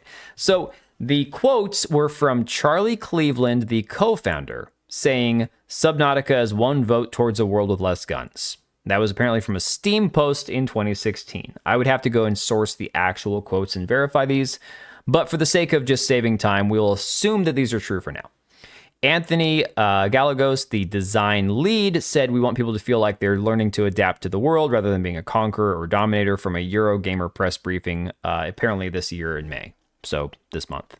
And then a UWE dev on Discord said, we aren't a killing game, go play Sons of the Forest or something if you want to kill. Now, this has been confirmed because there's actually articles that have been written about this. So we'll get into that in a second here. Stormfall here says, I think not being able to kill in Subnautica is cool, but if you're going to remove a potentially engaging and fun mechanic like murder, well, first off, killing a fish is not murder. That's a stupid way to put it, but whatever. You have to replace it with something just as fun, or else it can feel like something is just missing. Again, it's all how you do it, right? It's entirely how you do it. Slime Rancher. Yeah, my kids played Slime Rancher for a while. And it's a pacifist game, and you do have to deal with like the angry slimes, right? Yeah, colonists invented killing. Exactly. Stardew Valley. Yeah, my kids play Stardew Valley. Yeah, exactly. You can do, if you do it right, there's a lot of ways to play games that you can still make them interesting, right? To be fair, she's being hyperbolic. Yeah, I don't necessarily use that woman as any sort of like measuring tool for whether something is good or bad. It's just, I see tweet, I save tweet, I go back to it later on, you know? Yes, but in Grounded, you can actually kill. You can kill them. Oh, I'll take a look at that in a minute, Empress, for sure. I'll try to remember that before I go to sleep. Take a look at that.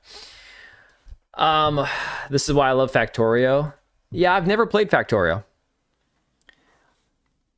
So you could make a game around quantitative easing if the backdrop drama was engaging. Did somebody answer whether or not you could kill things in the first game?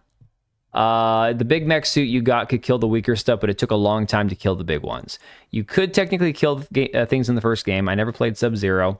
I recall people saying that there were weapons that could kill, but the devs lost their minds of people doing the opposite of what they designed in their games. Oh my god, so they gave them tools to use and they didn't like how people used them? Holy crap, man. Oh yeah, Factorio, that's another one of those games. I think the guy who made it is like right wing, and people tried to cancel him and he was like, I don't care. It was kind of like the dude from Five Nights at Freddy's. He's like, okay, good luck canceling me. I got more money than God, you know? Serrano wants a Federal Reserve Central Bank simulator. How is it morally terrible to off a fish, but also you take in different types of fish and turn them into water bottles? Well, that's the confusing thing. Scott Cawthorne, yeah, that's the confusing thing. It's like, okay, so killing them with a weapon is bad, but consuming them, literally like chewing on them while they're still alive somehow is okay. Like, again, maybe their thought is, as long as we're not promoting you actively attacking something with a weapon, we're okay with the need for these things to... Dude, you know that leftists will twist themselves into knots to try to be as consistent as possible and just show how inconsistent they are and everything. It's just crazy. Dude was talking about the dev being problematic. I was confused, and then it was because homophobic remarks. Yeah, he didn't. Those guys don't give two Fs, dude.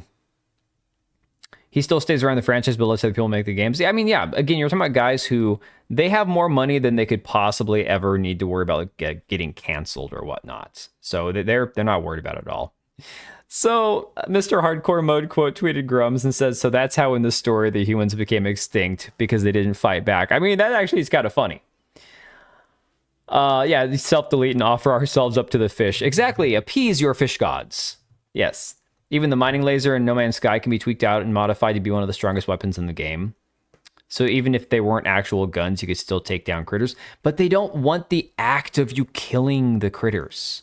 They don't want to be responsible for that. Eat them or throw in a bioreactor makes no sense to me whatsoever. You're also cooking the fish while they're still alive. Yeah. Yeah, Factorio never goes on sale. I've had it on my Steam wishlist for forever. I probably won't ever pick it up because I've got too many games I've never finished anyways. But I did notice the game legit has never once gone on sale as far as I ever can recall ever seeing on my wishlist. It's crazy, right? So Kilted Cajun always kind of says how he feels. Quote tweeted Grums and says, can't quote tweet this lying fuckwit because he blocked me. You can use the multi-tool and the sonic resonator to defend yourself against hostile aquatic life. True, you can't kill them, and there is an argument on how long they are stunned, but you can defend yourself. So again, this is that differentiation between saying you can't defend yourself at all, it's suicidal empathy, versus, well, you can't kill them because the devs are a bunch of loons who are terrified of you actively killing anything in a game, right? Because they said that promise since Kickstarter. Oh, okay, that would explain a lot then. That would make sense. Press F for 10 joules. Dude, the joules thing is cracking me up. I don't even, like, appreciate you guys. Thanks, Korean Cowboy. Appreciate y'all. But, like, I still can't get used to seeing those pop up. It's the weirdest thing. For a while, I thought it was like a mobile phone thing, but I guess it's something new with YouTube or whatever. Fish have fifis too or something. Hey, fish can actually be incredibly smart. But if it's between me and a fish, I'm going to eat the fish. You know, that's just the way it goes. Never forget people who think like that believe that human beings came from a pile of goo. Everything's arbitrary in their worldview. So I mean, Elgon, there's probably people in the chat here who believe that. But again, I don't care whether or not you believe in evolution or creation. At the end of the day, there's a certain nature and way that the world works. And you can try to strip that out of human psychology and out of our genetics all you want to, but people like to conquer things, they like to kill things, they like to dominate things, and they love to get that kind of power fantasy in their video games because you can do it without actively hurting things, because morally we go, well, I realize that now we shouldn't do this, we shouldn't subjugate people, we shouldn't conquer people because that's bad, because killing is bad, right? But I can shoot the hell out of things in video games and I don't feel bad about it at all, you know? All Stardust, yeah. Yeah, octopus are smart, exactly. But I'm still going to eat them. I would still eat them in a heartbeat. So, well, not the octopus. Maybe if I was starving. Maybe if I was starving, right? Kingard says, yeah, where did the complaints about no combat in Subnautica 2 come from? I don't remember fighting a single thing in the first one, or am I misremembering here? I remember building bases and vibing. I feel like fighting off Leviathans would remove the scare factor. Nature is eat or be eaten. Yeah, for real. That's kind of the entire thing. And you don't have to... Look, you don't have to have every game be like Doom or Duke Nukem or, you know, some sort of like boomer shooter and guts and like Mortal Kombat and all that. But you still can realize that there's going to be a certain level of violence people typically expect from video games because it's an acceptable cathartic release to a certain degree, right? And I'm not saying people play video games because they're so angry they have to get... No, I'm not like that. I'm just saying people enjoy shooting and killing things in video games. I bet you have huge guts. I like to see these same people let mosquitoes sting them and drink freely. Some of them would. Some of them would. For real. I mean, honestly, there are people like that who would just let the mosquito suck their blood. Both the creation and the evolution of that creation. Damn, you can solve puzzles? That's crazy. Into the pot you go. Well, that would depend. An octopus, I'd have to be really hungry because those things don't look like they taste very good. Like, not gonna lie, they don't look tasty at all. But if it's between me and the octopus, that son of a bitch, he's going in the pot for sure. Yeah, almost every game we invented is about warfare or tactics. Exactly. You know, that's just reality. So X-Wing here on Twitter says, different take. Subnautica 2 makes it way scarier that you can't kill things. It brings the survival horror aspect of the gameplay way up. To be honest, I didn't even think of it until this post. What they do need to fix, Needler Mango's shooting into and through my base while I'm inside working, shenanigans. Yeah, so obviously some early access shenanigans going on there, right? But going back to this quote, go play Sons of the Forest, says Subnautica 2 dev in the response to killing question. I'm curious. I'm very curious. It says here, why does it not have killing? In the Subnautica 2 Discord server, one user asked why you can't kill a thing. By way of response, one of Unknown World's level designers, Artyom O'Reilly, fired back rather unceremoniously, we aren't a killing game, go play Sons of the Forest or something if you want to kill. Feedback quickly came under fire on social media with a couple of Reddit threads opening up to debate the nature of O'Reilly's comments. Many feel it was weird feedback, while others stand firm with the developer and agree that Subnautica 2 doesn't need killing to be a phenomenal game. And I don't think you have to be able to kill things. But if you're talking about like a sandbox crafting survival type world, I mean, being able to kill things is part of that's just the general like nature of those games.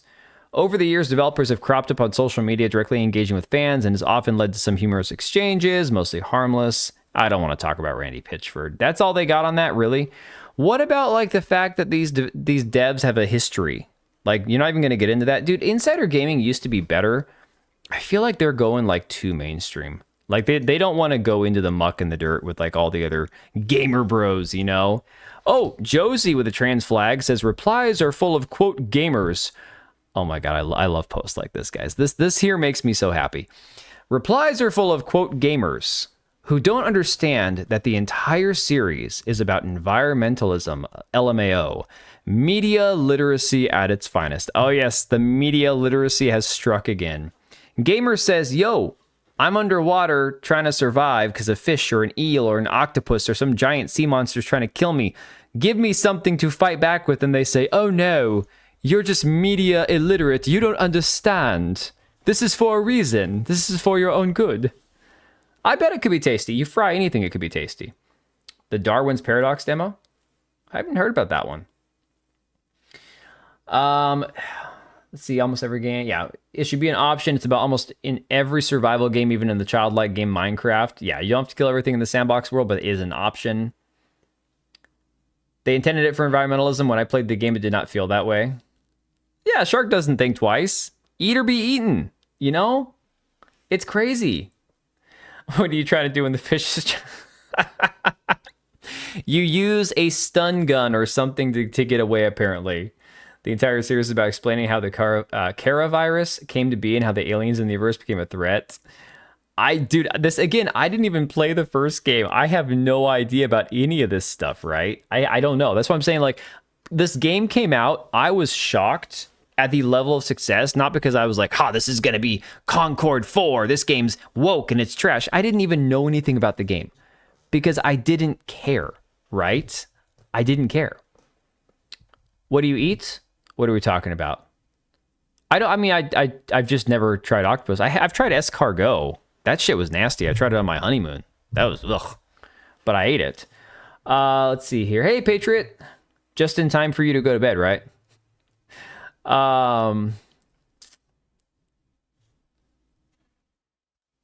Claim you gave it consent and take it. Put a soup in the microwave and forgot about the flavor packet. It was noodles with... Oh my god, that's terrible. That's terrible. Why would you eat a snail? Because it was there. I wanted to try it. I was like, I've never had it. Why not? There might have been alcohol involved. I think I didn't like get drunk every night that I was on the cruise, but I definitely had like a Bahama Mama or a mojito or a Long Island iced tea or something at least once a day. I mean, you can't be on a cruise to Mexico and not have something alcoholic. I don't know, man. I definitely wouldn't do it again. It was chewy. It was definitely kind of chewy. So they served it in this little weird round dish with 5 little holes for the 5 little snails, and they were covered in like this pesto sauce. The flavor was fine. The texture, imagine, if I can recall, this was like 16 years ago now. It was kind of chewy, like a chewier version of shrimp or a scallop, right? Not great. Yeah, Patriot, everyone seems to really enjoy the first Subnautica game, but I've never even, I didn't even know about the game at all. It started diversity, but you're right, just in time to go to bed. Well, for me, you still have got... Yeah, I've got to be up for a little bit still. Wasn't cooked right. I mean, it was weird, man. It was a cruise ship, so I imagine I probably ate things on that ship that probably risked my life, I would assume. So if someone stuck a wiener in your face, yes. Next question. I had a cocktail yesterday. I had a beer for the first time. I bought a case of beer at Costco and had a beer like 2 nights ago for the first time in like a month. Lobster punch. Ooh, yes, I am a cheap date. I am cheap and easy. 0 alcohol on any trip. It was a cruise. It was a cruise to Mexico. I could justify it. It was sunny. It was hot. The boat was like really, really windy and rocky the entire second half of the trip. So basically everybody was throwing up on the whole way home. It was great. All right. Subnautica 2's EULA hit with backlash, sparks ownership arguments. So this is kind of another situation that's popped up. Apparently, according to Pirate Nation here, it says Subnautica 2's Steam EULA is getting huge backlash. At first launch, players must accept a detailed end-user license agreement, and players are worried after reading them. The agreement grants license to play the game rather than transferring ownership. This is pretty standard, unfortunately, these days. It includes restrictions on streaming, screenshots, recordings, and certain types of content creation or monetization, often requiring disclaimers. So apparently, if you're going to stream the game, you have to give a disclaimer. Don't drink at all? Yeah, I'm not a big drinker. I am not a big drinker at all. I like to occasionally have like one drink here or there. But yeah, for me, it's like it's a situation. Well, I have to be careful, guys, because I fucked up my back years ago, like 12 years ago, 13 years ago. I herniated a disc in my back, and I've noticed a couple of things with the nerve damage in my lower back. It affects like my bladder. If I'm lifting too much, I'll feel like I have to pee. So you can imagine when I'm sick, when I don't feel good, the bladder gets kind of wacky, like the nerves send weird signals in there. I feel like I have to pee more than I have to. And so drinking alcohol, which naturally has that effect, not a great combination. So if I've moved a lot, if I've worked out, if I've had a hard day at work, yeah, drinking alcohol, probably not going to happen. I do not drink much at all. I have to be feeling very good to actually enjoy an alcoholic beverage. It's having a beer right now. So that case of beer I have in my garage, no, my bowels are good. I've got medication for that. I don't have any problem with my bowels. This is a nerve-related issue that I've had chiropractic work and physical therapy. I've come to the decision I will never have surgery to repair the herniated disc in my back. Too many people that I know, my brother included, who's had 2 surgeries for a herniated disc, and if he has one more, he'll no longer be able to do his job as a police officer. I'm never having back surgery. So, 5 sips of wine a year, that's like nothing. Problem with this game isn't environmentalism, but preachiness of their fan base. I could see that, and it's also apparently somebody said writing. A lot of the dialogue, I guess, in the game's really cringe. Subnautica 2's best defining characteristic seems to be multiplayer and the game being slightly less cryptic, and that and some graphical improvements. Past that, it doesn't seem to deviate much. Yeah, I mean, you could be looking at a KCD1, KCD2 situation where they tried to do too much in the sequel, didn't really change too much from the first game, but then the parts that they added to the second game, people didn't like as much. Takes me 5 years to finish one bottle of wine. I'm not that bad. I could finish, I don't really care for wine that much, but I could finish a bottle of wine in probably like, I don't know, a couple months. It just depends, right? Publisher retains the right to revoke access for specified reasons. Terms may be updated unilaterally, with users expected to review changes. I mean, aren't all these things pretty standard when it comes to your typical EULA bullshit, right? You don't own your game. We can change the terms for whatever reason. It's your responsibility to be familiar with them. This sounds like typical EULA stuff. It's all bullshit, right? The agreement covers data collection practices involving personal and device information. I don't know if that's normal. It addresses ownership of player-created content modifications and related materials. Additional clauses address liability limits, dispute resolution through arbitration in California, and prohibitions on certain software tools, VPN use, and... Wait. They're saying that you can't play the game while using a VPN? Writing's really cringe nowadays and everything? Yeah, pretty much. Do you really drink, though? Perhaps a few times a year? Yeah, I don't drink much, guys. I really don't. Very proud of my healthy lifestyle, though. I don't need anything to have fun. It's all CYOA stuff.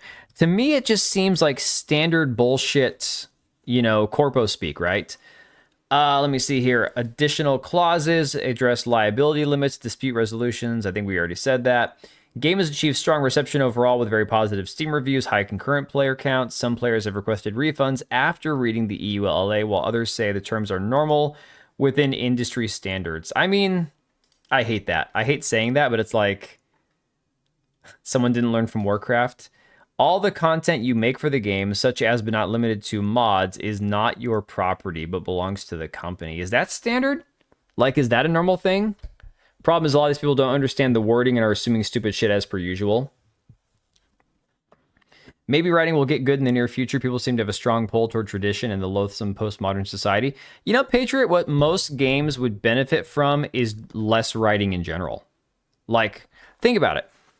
The problem nowadays, and the problem, like, for example, KCD2 had, right? One of the biggest problems with KCD2 was they tried to add too much crap into the game, dabbled into the diversity stuff. People didn't care for it. They didn't do it well, pissed off everybody, and the reception was mixed, right? If they hadn't tried to make the script 3 times bigger than the first game, in fact, if they kind of dialed it back a bit, maybe they could have made, like, more people happy. Think about games like... The best games, I think, are the show, don't tell. Yes, you can have dialogue, you can have backstory, you can have things people can read and learn about the lore of the world that exists in the game itself, but stop with all the fucking unnecessary talking. There's so much filler dialogue in games these days where it's like, we want to make this, the longest script ever. Why? Why would you want that? We'll sell your mods. That sounds like Bethesda. Ever since Dota 2, it's standard for corpos. That's crazy. Less is more with dialogue and world building seems to be needed more and more every year. Well, okay, Cage, backing me up on this. As an RPG goes, how much time do you spend listening to or engaging like cutscenes or dialogue in games like Tainted Grail as opposed to a massive RPG like KCD2, right? I'm fine with dialogue and cutscenes and all that when they actually matter and move the story forward. But I think so much time is wasted on just filler conversations that unfortunately rubs people the wrong way because the writing is talentless these days. There are so many hacks who call themselves writers who are absolute dog shit at it, right? Modern writers are terrified you're going to misinterpret their shit, so they explain everything like you're an idiot. Exactly. Less bad writing, sure. You must choose between quality over quantity. Choose quality. I want both quality and quantity. Yeah, but I definitely think that we need to go back to where there's a little less... In big RPGs, I don't care for talking. I just want to do stuff. I'm more in line with that. And I still want the story to be good, and I still want the moments of talking to actually matter, of actual dialogue to matter. Applies to my favorite style of relationship. Less dialogue, show don't speak. More. Oh my god. Let me see. Brief environmental notes tell better stories than 95% of Western writers. Yeah. You can stack dialogue in Subnautica 2, so not only is it wordy and annoying, but you can't hear half it, but you play more. Yeah, Donkey's video was showing that. The bloat's there for player retention. That's the Ubisoft formula for their games, so they can upsell you microtransactions or DLC. That sounds about right. A lot less dialogue than KCD2. I mean, I understand KCD2 is probably the longest script ever made for a video game. So maybe it's a bad comparison, but I think that's kind of the first one that comes to mind because of the reception and the issues of the game compared to the first one, right? Another guy here, Pavel Zalasek, saying Subnautica 2's EULA is a massive power grab. They ban VPNs, claim ownership of your mods, and strips your rights to sue. I want to know if these are things that are in other... And I'm not justifying it. I think the end user license agreements for a lot of this shit is completely insane, right? I think a lot of it's bullshit. But unfortunately, like somebody said, I think it kind of is that, quote, industry standard that we're used to seeing, right? It just is what it is. Lies of P is fantastic with the lack of dialogue. A lot of the lore you learn is through collectibles you can find. I love that. I think that's great because people who care will take the time to read it, to listen to it, to whatever, to research it. And people who don't care, they get the game. They get the gameplay, right? Is it usually that aggressive? I don't know. That's where I'm not confident in whether or not this is drastically different from anybody else's terms of service. Dialogue should matter while not being like a choir to listen or chore to listen to. Yeah, exactly. These people don't understand it. I'm kind of leaning towards like it's probably the same shit that we've seen in like 90% of other games, and it's only recently becoming a thing because maybe somebody actually pointed it out. Not that it justifies it, not that it makes it better, but I think it's just one of those things. Oh my God, I don't know if you guys saw this or not. This is my bookmarks here. Splitgate developer 1047 Games is working on a spiritual successor to Titanfall. Man, the Splitgate devs, I hope they go out of business. I'm not even kidding. My biggest issue with Subnautica, I don't know if the first game was the same. I think it was. I saw some character screenshots from the first game. I'm like, my God, those characters are cringe. Like, I'm so sick and tired of seeing Miles Morales and everything. I'm tired of this shit. If you're going to make a black guy, can you make him black? What the fuck is this? The broccoli zoomer haircut. The light-skinned... I can't even say the soft A on YouTube, can I? I can't. No, that's a black man. That's a half-black, mixed zoomer... effeminate looking man with the broccoli zoomer haircut. Yes, the non-threatening black man. Exactly. No, not down. God.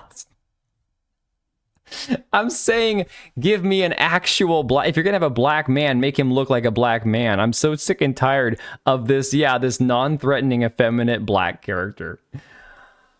It is crazy. It's like it's the same thing we were talking about with Cult Classic Cage pointing out that what is body type 3? It's an amalgamation of everything. Everything is just mixed.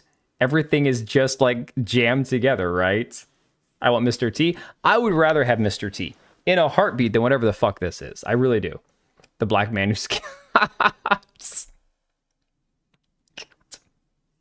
the black man who golfs. The black man who plays lacrosse. Let's try that one. Oh my God. Lacrosse is that one that I don't understand. Dude wouldn't be in the water to begin with. I mean, technically he's not getting wet.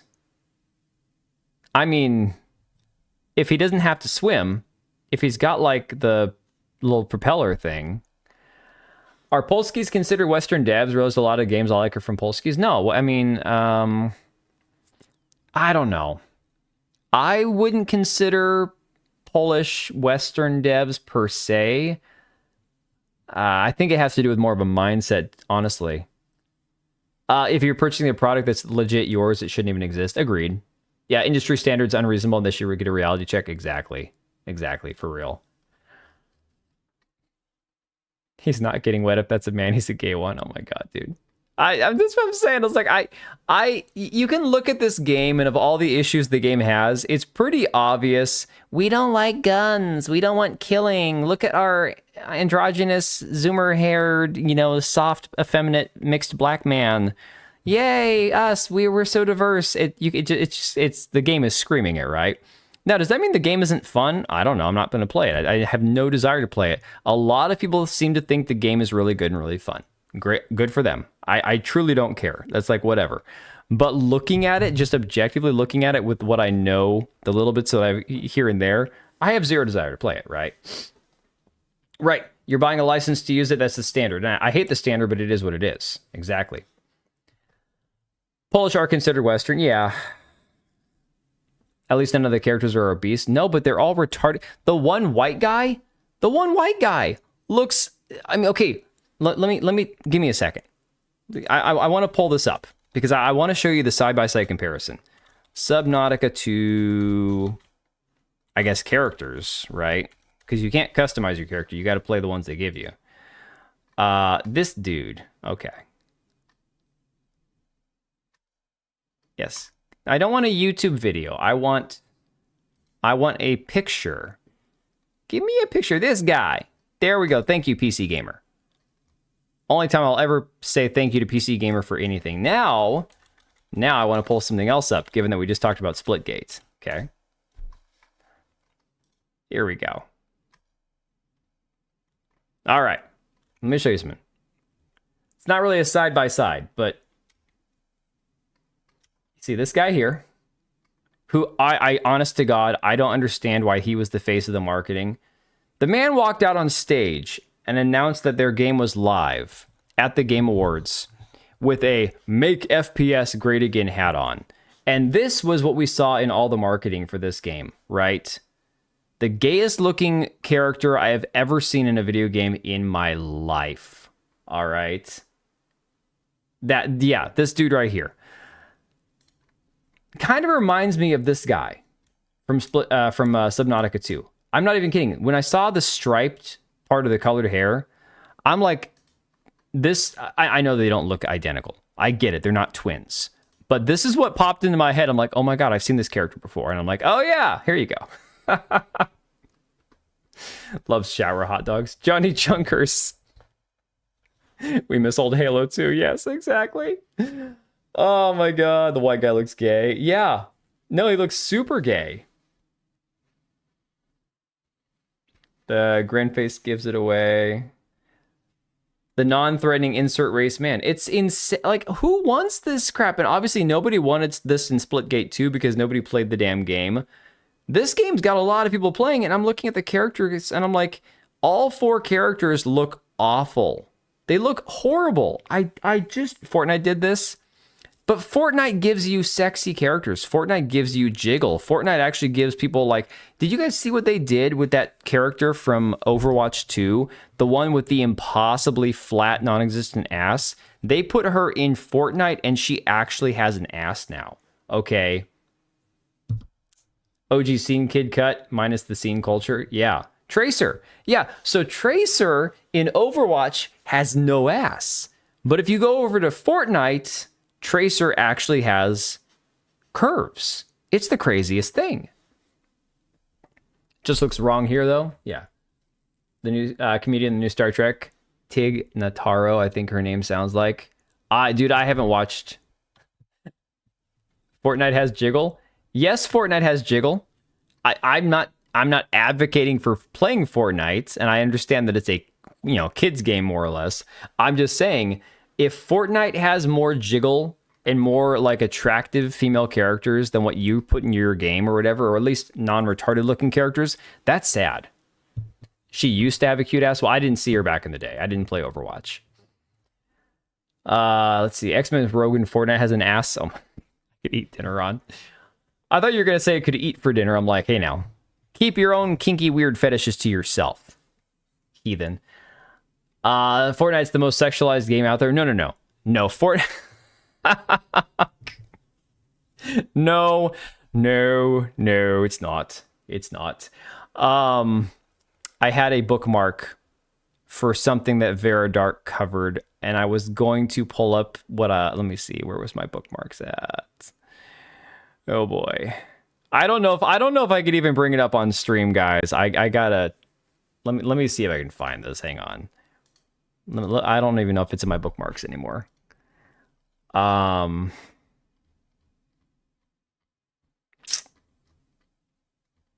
that's a lot of bookmarks of the quartering. Holy crap. And then the world moves on and I have to get rid of all of them because, people have slept since then and there's some new catastrophe. I don't see it anywhere. The chick in the black bikini, yes. But there was one of this character trapped inside of a bubble or something, and I'm not even kidding. It was like, oh my god. I'm gonna save this DSP video for a different time. Oh my god. The helicopter, no, it wasn't the helicopter jump clip. It was the one where she's stuck inside the bubble. It was the bubble one. I guess, yeah. It was insane.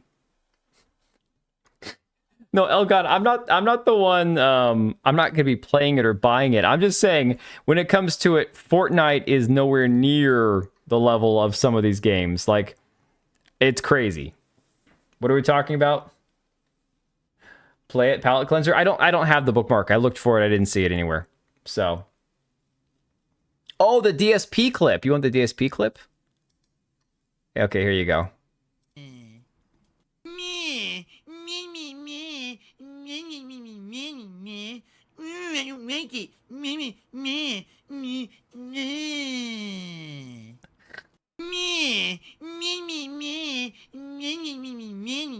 Oh, you want to avoid lust? This is the way to do it, man. He's doing all this shit. Tips total 0 out of $50. Members goal 430. This man has 439 members. That's crazy. That's crazy. Please tell me this guy has a day job. QC, this is his day job. No, man, he does this for a living. He's got Down syndrome. Certainly looks like it. I feel yeah, you only got $40 tonight. Oh my god. Oh, I don't know if you guys have been keeping up with Styx Hexenhammer, but this man has lost his freaking mind. But that's a whole people are starting to make videos on him because that's a whole like new rabbit hole you could go down and never come back out of. It's insane. All right, let's get through some of this stuff about Sony before I like completely lose my mind. Starting May 20th, this was announced from PlayStation earlier today. PlayStation Plus prices for new customers will increase in select regions. Due to ongoing market conditions, prices will start at $10.99 for 1 month subscriptions and $27.99 for 3 month subscriptions. This price change does not apply to current subscribers except in Turkey and India. Get fucked, Turkey. Yeah. Unless the existing subscription changes or lapses. Why is he dressed like in Bloodborne? So Susano, for the last couple of years, Styx Hexenhammer has gotten weirder and weirder to the point now where he's been LARPing as like a pirate, and he's basically on the verge of being homeless. He's been in and out of jail for domestic stuff. He's on drugs. He got his tooth knocked out by one of his exes. He's got a arrest warrant out for him for not showing up in court, like all this crazy shit. He can barely afford to like even like he's not even making videos regularly anymore. He's not live streaming anymore. And he's crazy. It's a whole thing, man. This is what you get for not supporting Concord and Retardathon. Yeah. Oh, Susano, the Styx Hexenhammer arc is actually far more interesting than the Quartering. The Quartering, it's just more of a laughable situation. With Styx, it's crazy. Oh yeah, he made a blood magic pact with some owl demon. Yes. So Styx Hexenhammer is an OG YouTuber. He's been around forever. But like I said, that's this whole... He was actually a co-host of the Quarterings a couple of years ago. The Quartering was paying him to be on his show. Styx is buddies with Razorfist, although Razorfist is extremely religious and Styx is very extremely demonic. It's a weird, very strange combination, right? Josh, the editor, talked about PlayStation, says, the fact that PlayStation fanboys care more about having console exclusives rather than another price increase should tell you everything. And of course... We'll get into that in a second. Legendary Drop saying, due to ongoing market conditions, I've only been able to use my PlayStation for watching TV. I'll be on stream in 25 minutes. All right, no worries. Yeah, Hambley dropped $9,000 to get him out of jail. It's crazy. All I wanted on PC was Gran Turismo, and that's not happening. Dude, QC Jerks, there are so many other games that you could play, you know, racing games. If you've got a PC, you don't need Gran Turismo. Yeah. Let me see. There was a time when I thought Styx and Razor were the same dude. Yeah. Might as well be Mormon. You know, I don't know enough about Razor Fist's personal beliefs that he espoused. I once he started like defending Melanie Mac and all that shit, I'm like, dude, I'm done. Like, I know people talk about like things he did in his past and the minor, and those things have been disputed and whatnot. I don't care. I don't want to get into Razor Fist shit. I used to watch his content. I haven't watched his shit in probably like, I don't know, a year and a half now. It's crazy. Only reason I've not sold my PS5, waiting to sell it when GTA 6 comes out. Smart man. Smart man. The only thing from Sony I want ported is that. Yeah. He wrote books back in the day. I used to talk to him when no one knew who he was. His voice makes me homicidal. Oh, man. So, moving on, talking about exclusivity, PlayStation CEO confirms single-player games will no longer launch on PC. That's right. Jason Schreier, back in the day, what was this like? I don't know, a few months ago, had said, oh, there's a rumor, and it's a pretty solid rumor that they're going to be done with their PlayStation exclusives for PC. All these games are going to launch as exclusives. Their multiplayer will still be PC, but anything that's a single player game, you know, because Sony's got so many great single player games anymore, right? There's so many to choose from. I can't even name one. But yes, all of their single player, first party titles are going to be exclusive. Let me see here. I unsubbed to 6, but I still subbed to Razor. I think he's all right. He had a good video about Star Fox. I don't, Rabnad, honestly, I don't care. Like, Razor Fist, I have less strong feelings towards or against than I do with the Quartering and Melanie Mac. For me, it's just, once he started defending the whole Goonergate shit and all that, I'm like, dude, just stop. Just shut up. I don't know. The whole holier than thou art crap is the only thing that gets me, but whatever.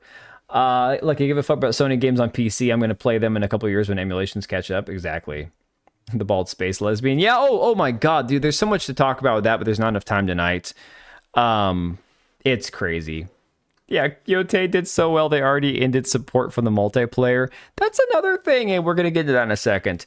So yes, from Jason Schreier in Bloomberg, PlayStation Studio Business CEO Herman Holst told staff in a town hall Monday morning that the company's narrative single-player games will now be PlayStation exclusive, confirming Bloomberg's reporting from earlier this year. You know, this man was just so excited to tell everybody this. I was right. See, guys, I'm a real journalist. I had inside knowledge that nobody else had.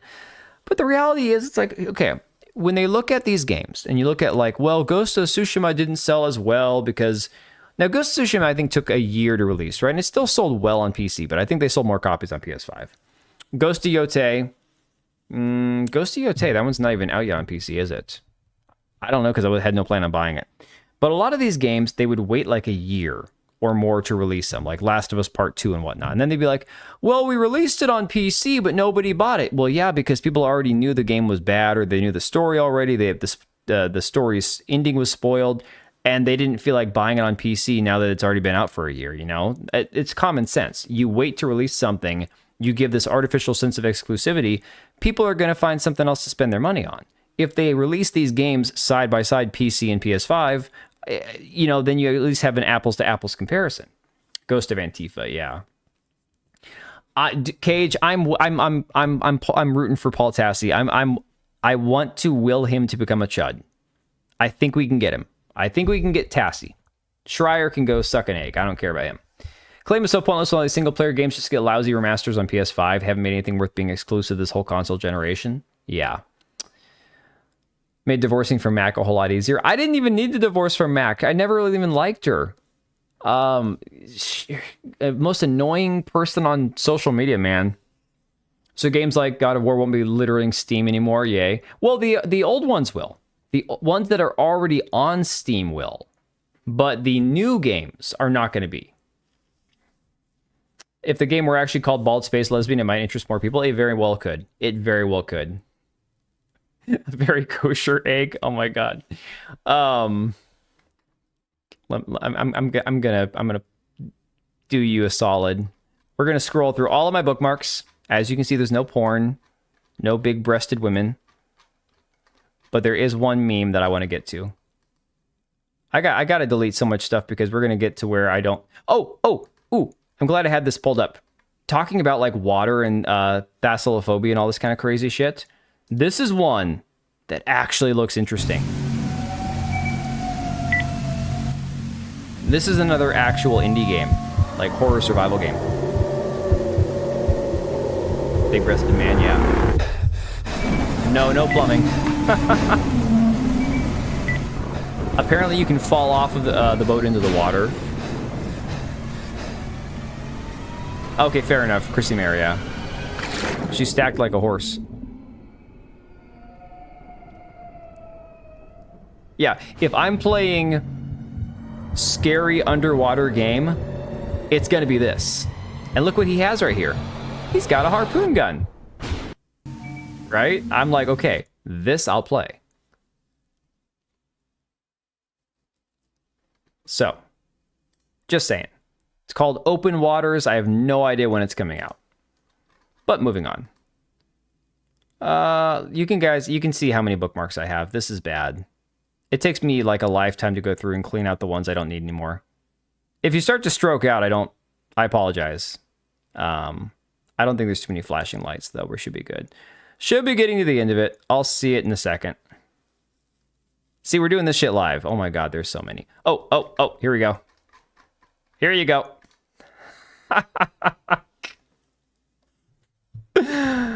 Oh my god. How many bookmarks of hot dogs? None. None whatsoever. But I figured you'd appreciate this one.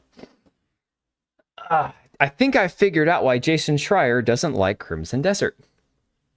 You don't understand how to use Twitter? Oh, it's interesting. Twitter is an interesting place. It's not a real place. It doesn't exist. It's not real. Yeah, the Crimson Desert Goblin.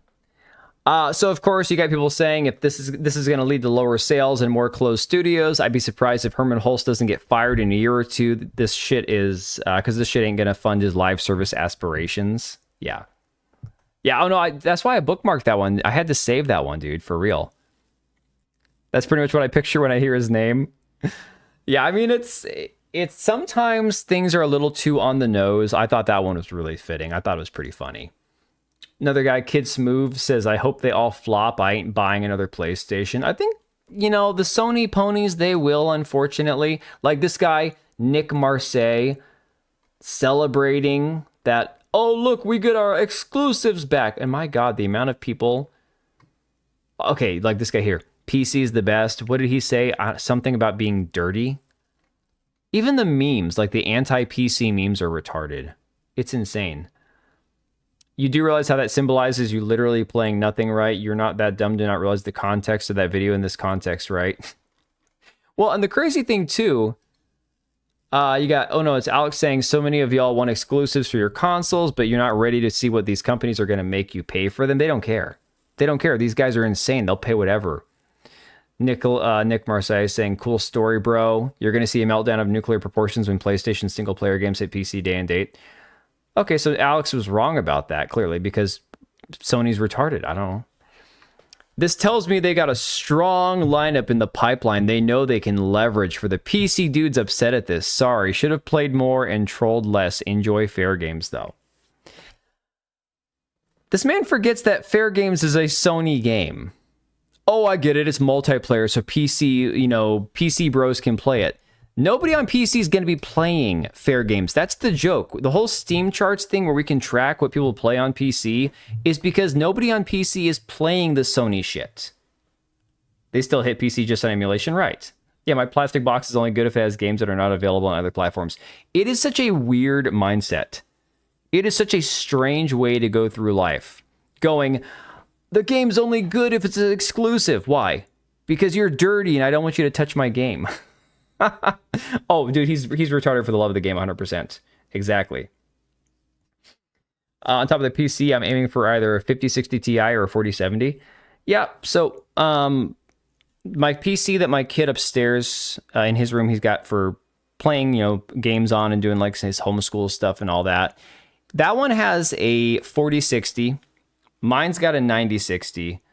And honestly, I probably won't have to upgrade for like 5 years at this point. So, I mean, honestly, you don't have to buy like the top of the line GPUs and all that shit. I'll be playing Fair Games. I'll be the one person on Steam. Oh, no. If Fair Games comes out, I've already promised Smeg. If Fair Games comes out, I will 100% stream it. We will play it and stream it. I personally don't believe Fair Games is ever coming out. We don't even remotely have a shortage of games on PC. By the way, why would we care? Just saying. It's like they think for some weird reason that their single player titles are such well-written, well-designed, incredible stories and so amazing and so impactful that people would just like sell their child to buy a PlayStation. It's like, dude, I have never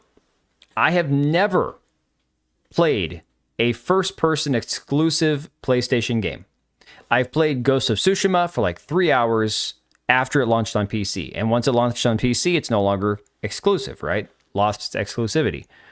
Other than that, never played the God of War games, never intend to. Never played Horizon, whatever the fuck those games are called. They don't look interesting to me. I don't care. Never played Last of Us. I don't care. Like, I'm living just fine without worrying about playing any games that are first party Sony exclusives. I do not care.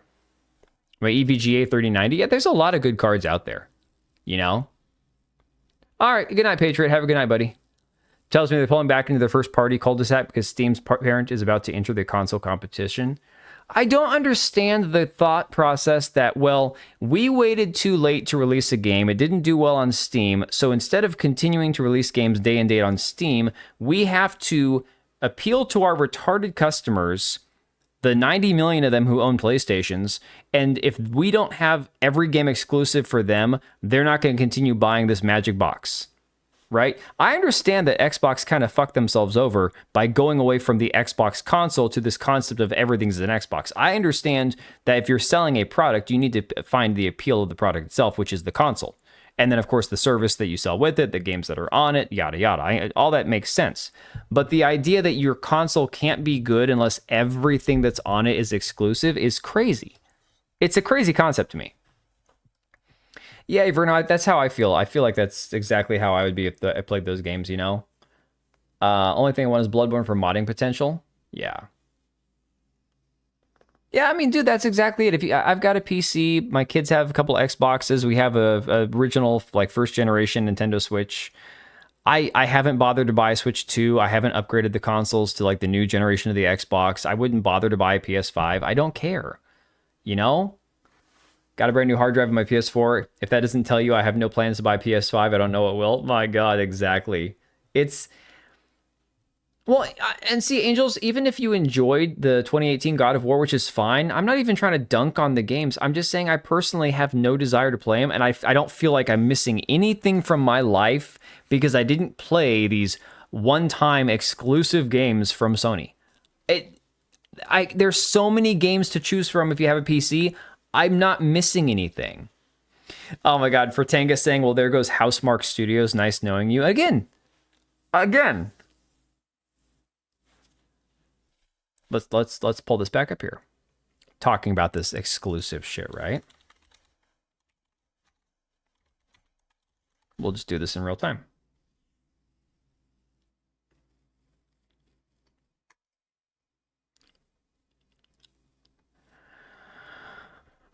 Is Housemarque facing a strategic cut at Sony? First unofficial sales figures for Saros on the PS5. How is Sony's top management under Nishino reacting? And is Housemarque facing closure? Game just released. Now, as far as I've heard, Returnal, the one that came before this, I guess didn't do incredibly well. I don't know. I know very little about the game, other than the fact that it's got like this ugly lesbian-looking chick on the front. But this one here, Saros... This, oh my God, it's amazing, it's incredible. And, you know, the game could be fine. Like, as far as the gameplay goes, I know that there are probably some people who enjoyed the actual gameplay. Didn't appeal to most people. 300,000 sales as a PlayStation exclusive. You know? The actor is really a chill dude. Yeah, he seems okay. As people go, he seems fine. These games, especially Uncharted and the older God of War games, are unique. Well, they might be unique, but my point is there's not... If you're talking about like older games, right? That's where you get into the nostalgia territory. So for me, I could tell you one of my favorite games, and I could name some random GameCube game. You know, a game that came out 3 generations of consoles ago, four generations ago at this point, I think GameCube is. And it could still be an incredible game if you played it back then. But now, having never played PlayStation's exclusive titles, like ever, because I never owned a PlayStation, I don't feel like I'm missing out on anything. Yeah, okay, so the original God of War games might have been amazing, great. If I tell you the Prince of Persia games, the original trilogy was incredible. One of the best trilogy of games I've ever played. And they were great. I don't know if I'd say they were the best, but it's kind of like the Lord of the Rings movie trilogy games, right? Those games were awesome. But if somebody went back and played them now with no context, not actually having ever played them in the past, they'd be like, okay, I don't really see what's so great about it, you know? It's one of those you had to be there moments, I think. And for me, having never worried about playing those games, it's telling me, oh, well, you're not going to get these games in the future. Don't care. I have no connection to them. Sure, the PlayStation fans, the people who grew up with PlayStations, they might care. But there's an entire new generation of people who are just playing games on PC. And for them, they're not going to give two shits about it. Because that's all nostalgia. There's nothing of the quality of Uncharted. But see, I don't know that because I've never played it. So for me, I'm not missing anything. That's the thing. What you don't know can't hurt you, right? So Uncharted might be one of the greatest games of all time. Maybe. But for me personally, I'm not going to cry and whine about not getting it on PC because I have no connection to it. I'm not missing out on anything because I've never played it. I have no desire to play it. We don't really have games like Uncharted being made these days. Yeah, well, there's a lot of games not being made these days because a lot of these developers aren't very talented. God of War turned into God of Sad Dads, yeah. Still trying to get through my huge library on PS2, don't need PS5. And that's another thing too. If you do want to go back and try to play older games and you can truly like lean into the nostalgia and still enjoy the games, fair enough. I have no problem with that. I'm just saying to use the argument of you won't get our PlayStation games on PC when there are so many, guys, there are tens of thousands of PC games being released yearly on Steam. There's got to be a few gems in there that can easily rival Sony or Microsoft or Nintendo, right? So, if you've played a Tomb Raider game, there's little to no loss having never played Uncharted. Might be relying on vibe coding too much. That could be a bit of it. Naughty Dog's trash, 100% agreed. I mean, honestly, if I had to look at one studio that it's ever existed and say, yeah, I'm so glad I've never touched any of their games, and if they went out of business, I'd probably celebrate. Naughty Dog is at the top of that list, for sure. It's pretentious looking shit, man. Guys also say PCs are too expensive at $3,000 and won't realize that if someone can buy a PC for that much, if they cared about exclusives, they would just buy a console because they can afford it. Yeah, exactly. Do I need to be Yo, liked? Smeg, Absolutely you got me while I was rambling, buddy. Holy crap. I enjoy being liked. Oh, I got to see how the poll's turning out. I don't think it's working too well for Fair Games. Hang on. Smeg with the 5 gifted. Okay, you know what that means. We're even on the right screen to make it work. Here we go.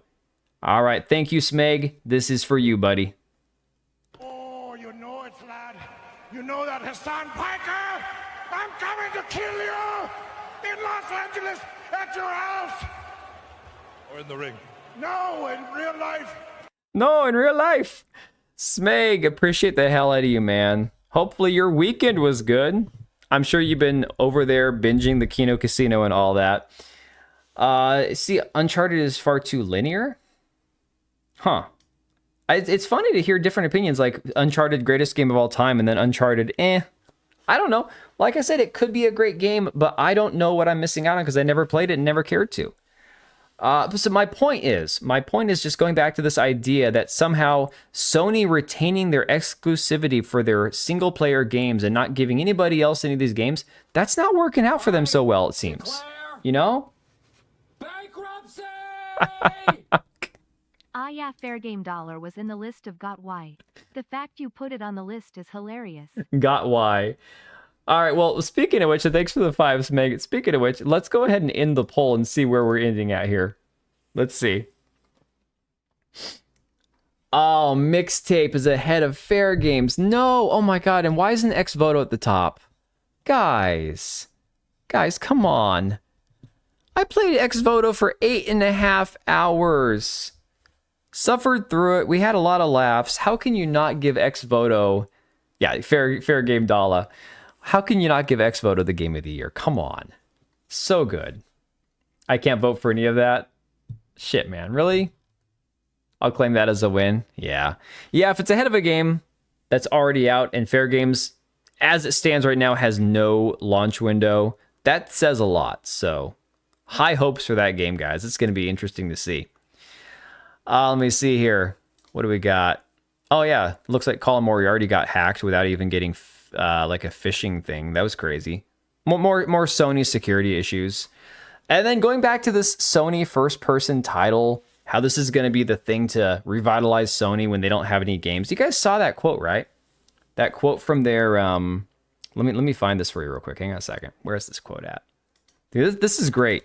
This is one of those things that anytime that Sony wants to talk, or it's the Sony fans want to talk about their console and their games and shit. Let me see. Sony PlayStation...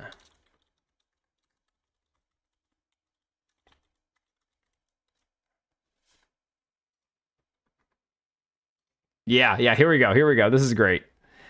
Sony VP suggests that PlayStation is a plastic box without content. Literally, the dude actually said this. That's the craziest thing. Let me see here.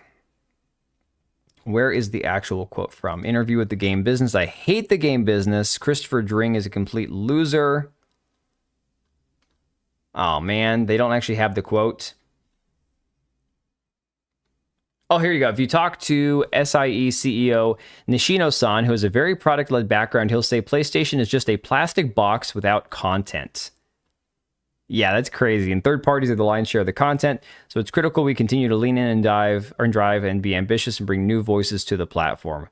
If we ever stop doing that, the industry will stop growing. We have, as an industry leader, a responsibility to continue to drive and push and to grow the whole industry, not just our own business.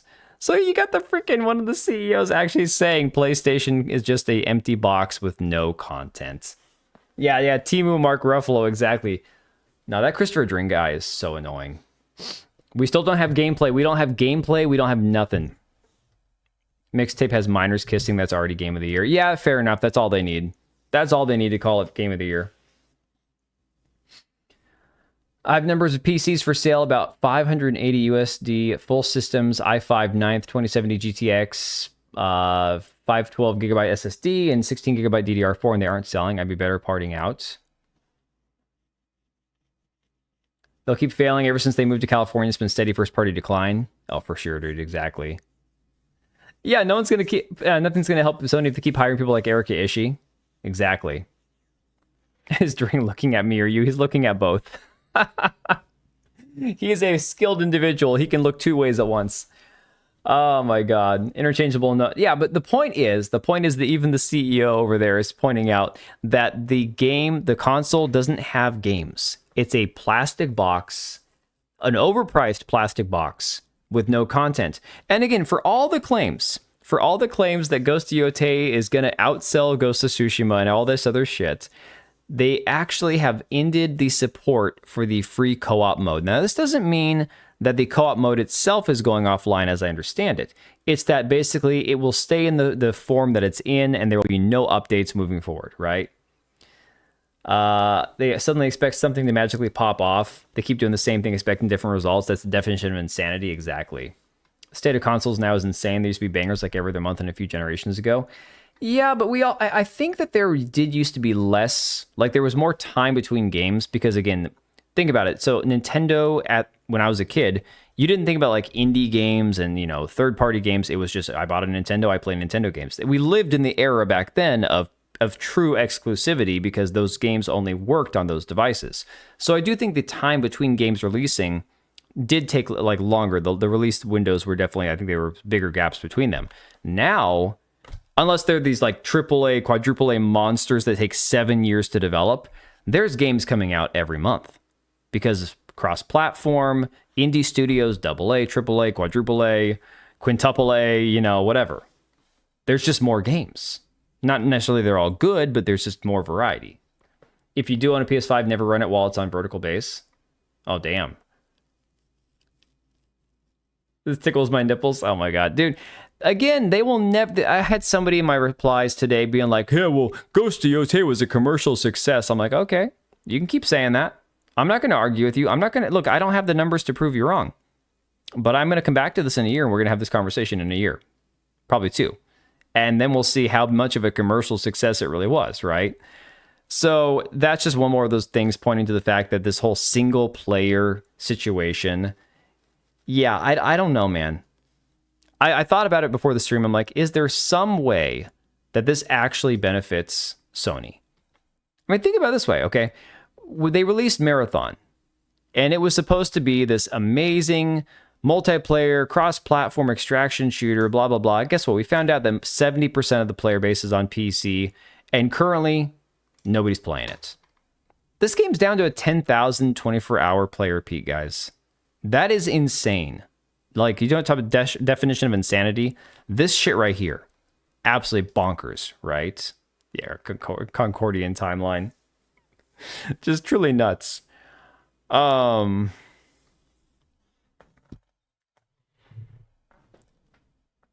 figure 24-hour peak. It's getting there.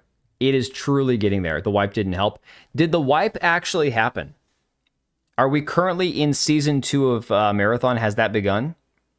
I would assume they would have marked it on here somewhere. I don't know that the wipe has actually happened yet. A lot of people don't know about the PS5s. Their APU has liquid metal, and when it's vertical, you're going to overheat it faster and kill it sooner. It's by design. Damn, that's crazy. That's nuts. The PS5 is a poor choice. With Steam, you get cheaper games too. Yeah, dude, that's the thing. And then people talk about how...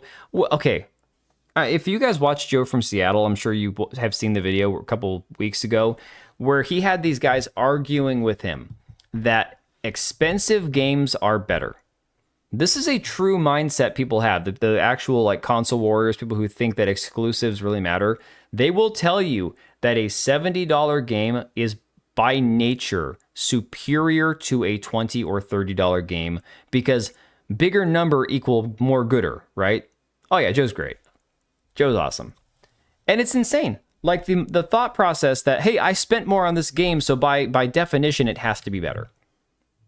It'll fall off a cliff when it happens for sure. Yeah. Nothing can compete with AA and indie titles available on Steam. There's enough exclusives on PS5 for me to keep one around, though, even if I never play it. And that's the thing, Elgon. I've been saying this for years now. I don't care how you play your games. Whether you play it on Xbox, PC, Nintendo, whatever, PlayStation. Like, I would legit, if I had a reason to, I would have no qualms about owning a PlayStation. But I'm not going to defend it. Oh, what do you think? I am gay? I don't knock the person, just the area.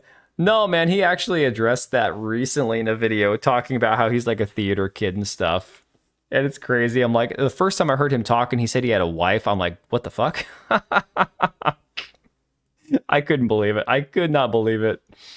I spent $600 on Star Citizen. It must be the greatest game ever made. Oh my god. That's exactly that mentality, though.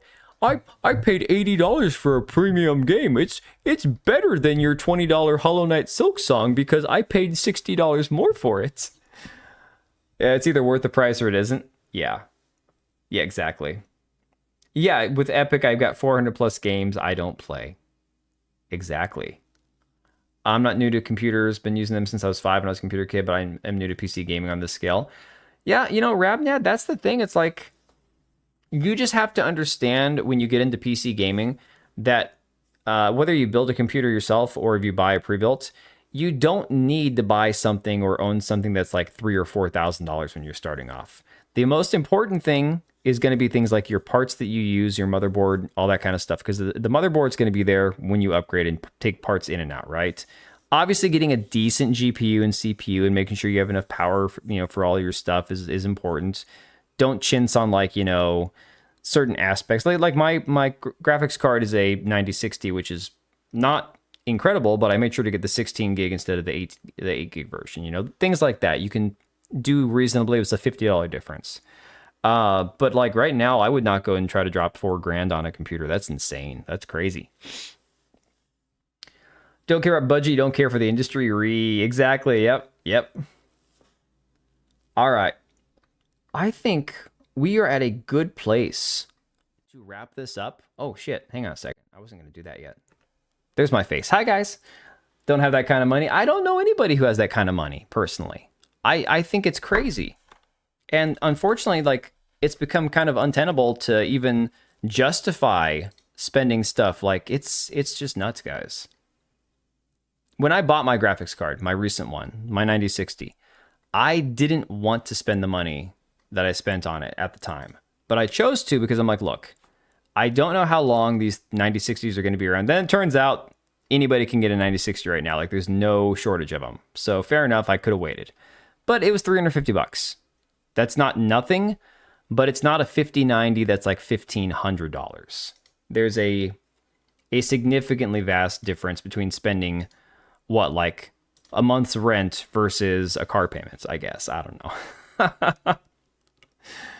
RX 9060 16 gigs is the same one I have. Yeah, it's a good card. It's a good card. It seems to be enough. I know, jump scare. I'm sorry.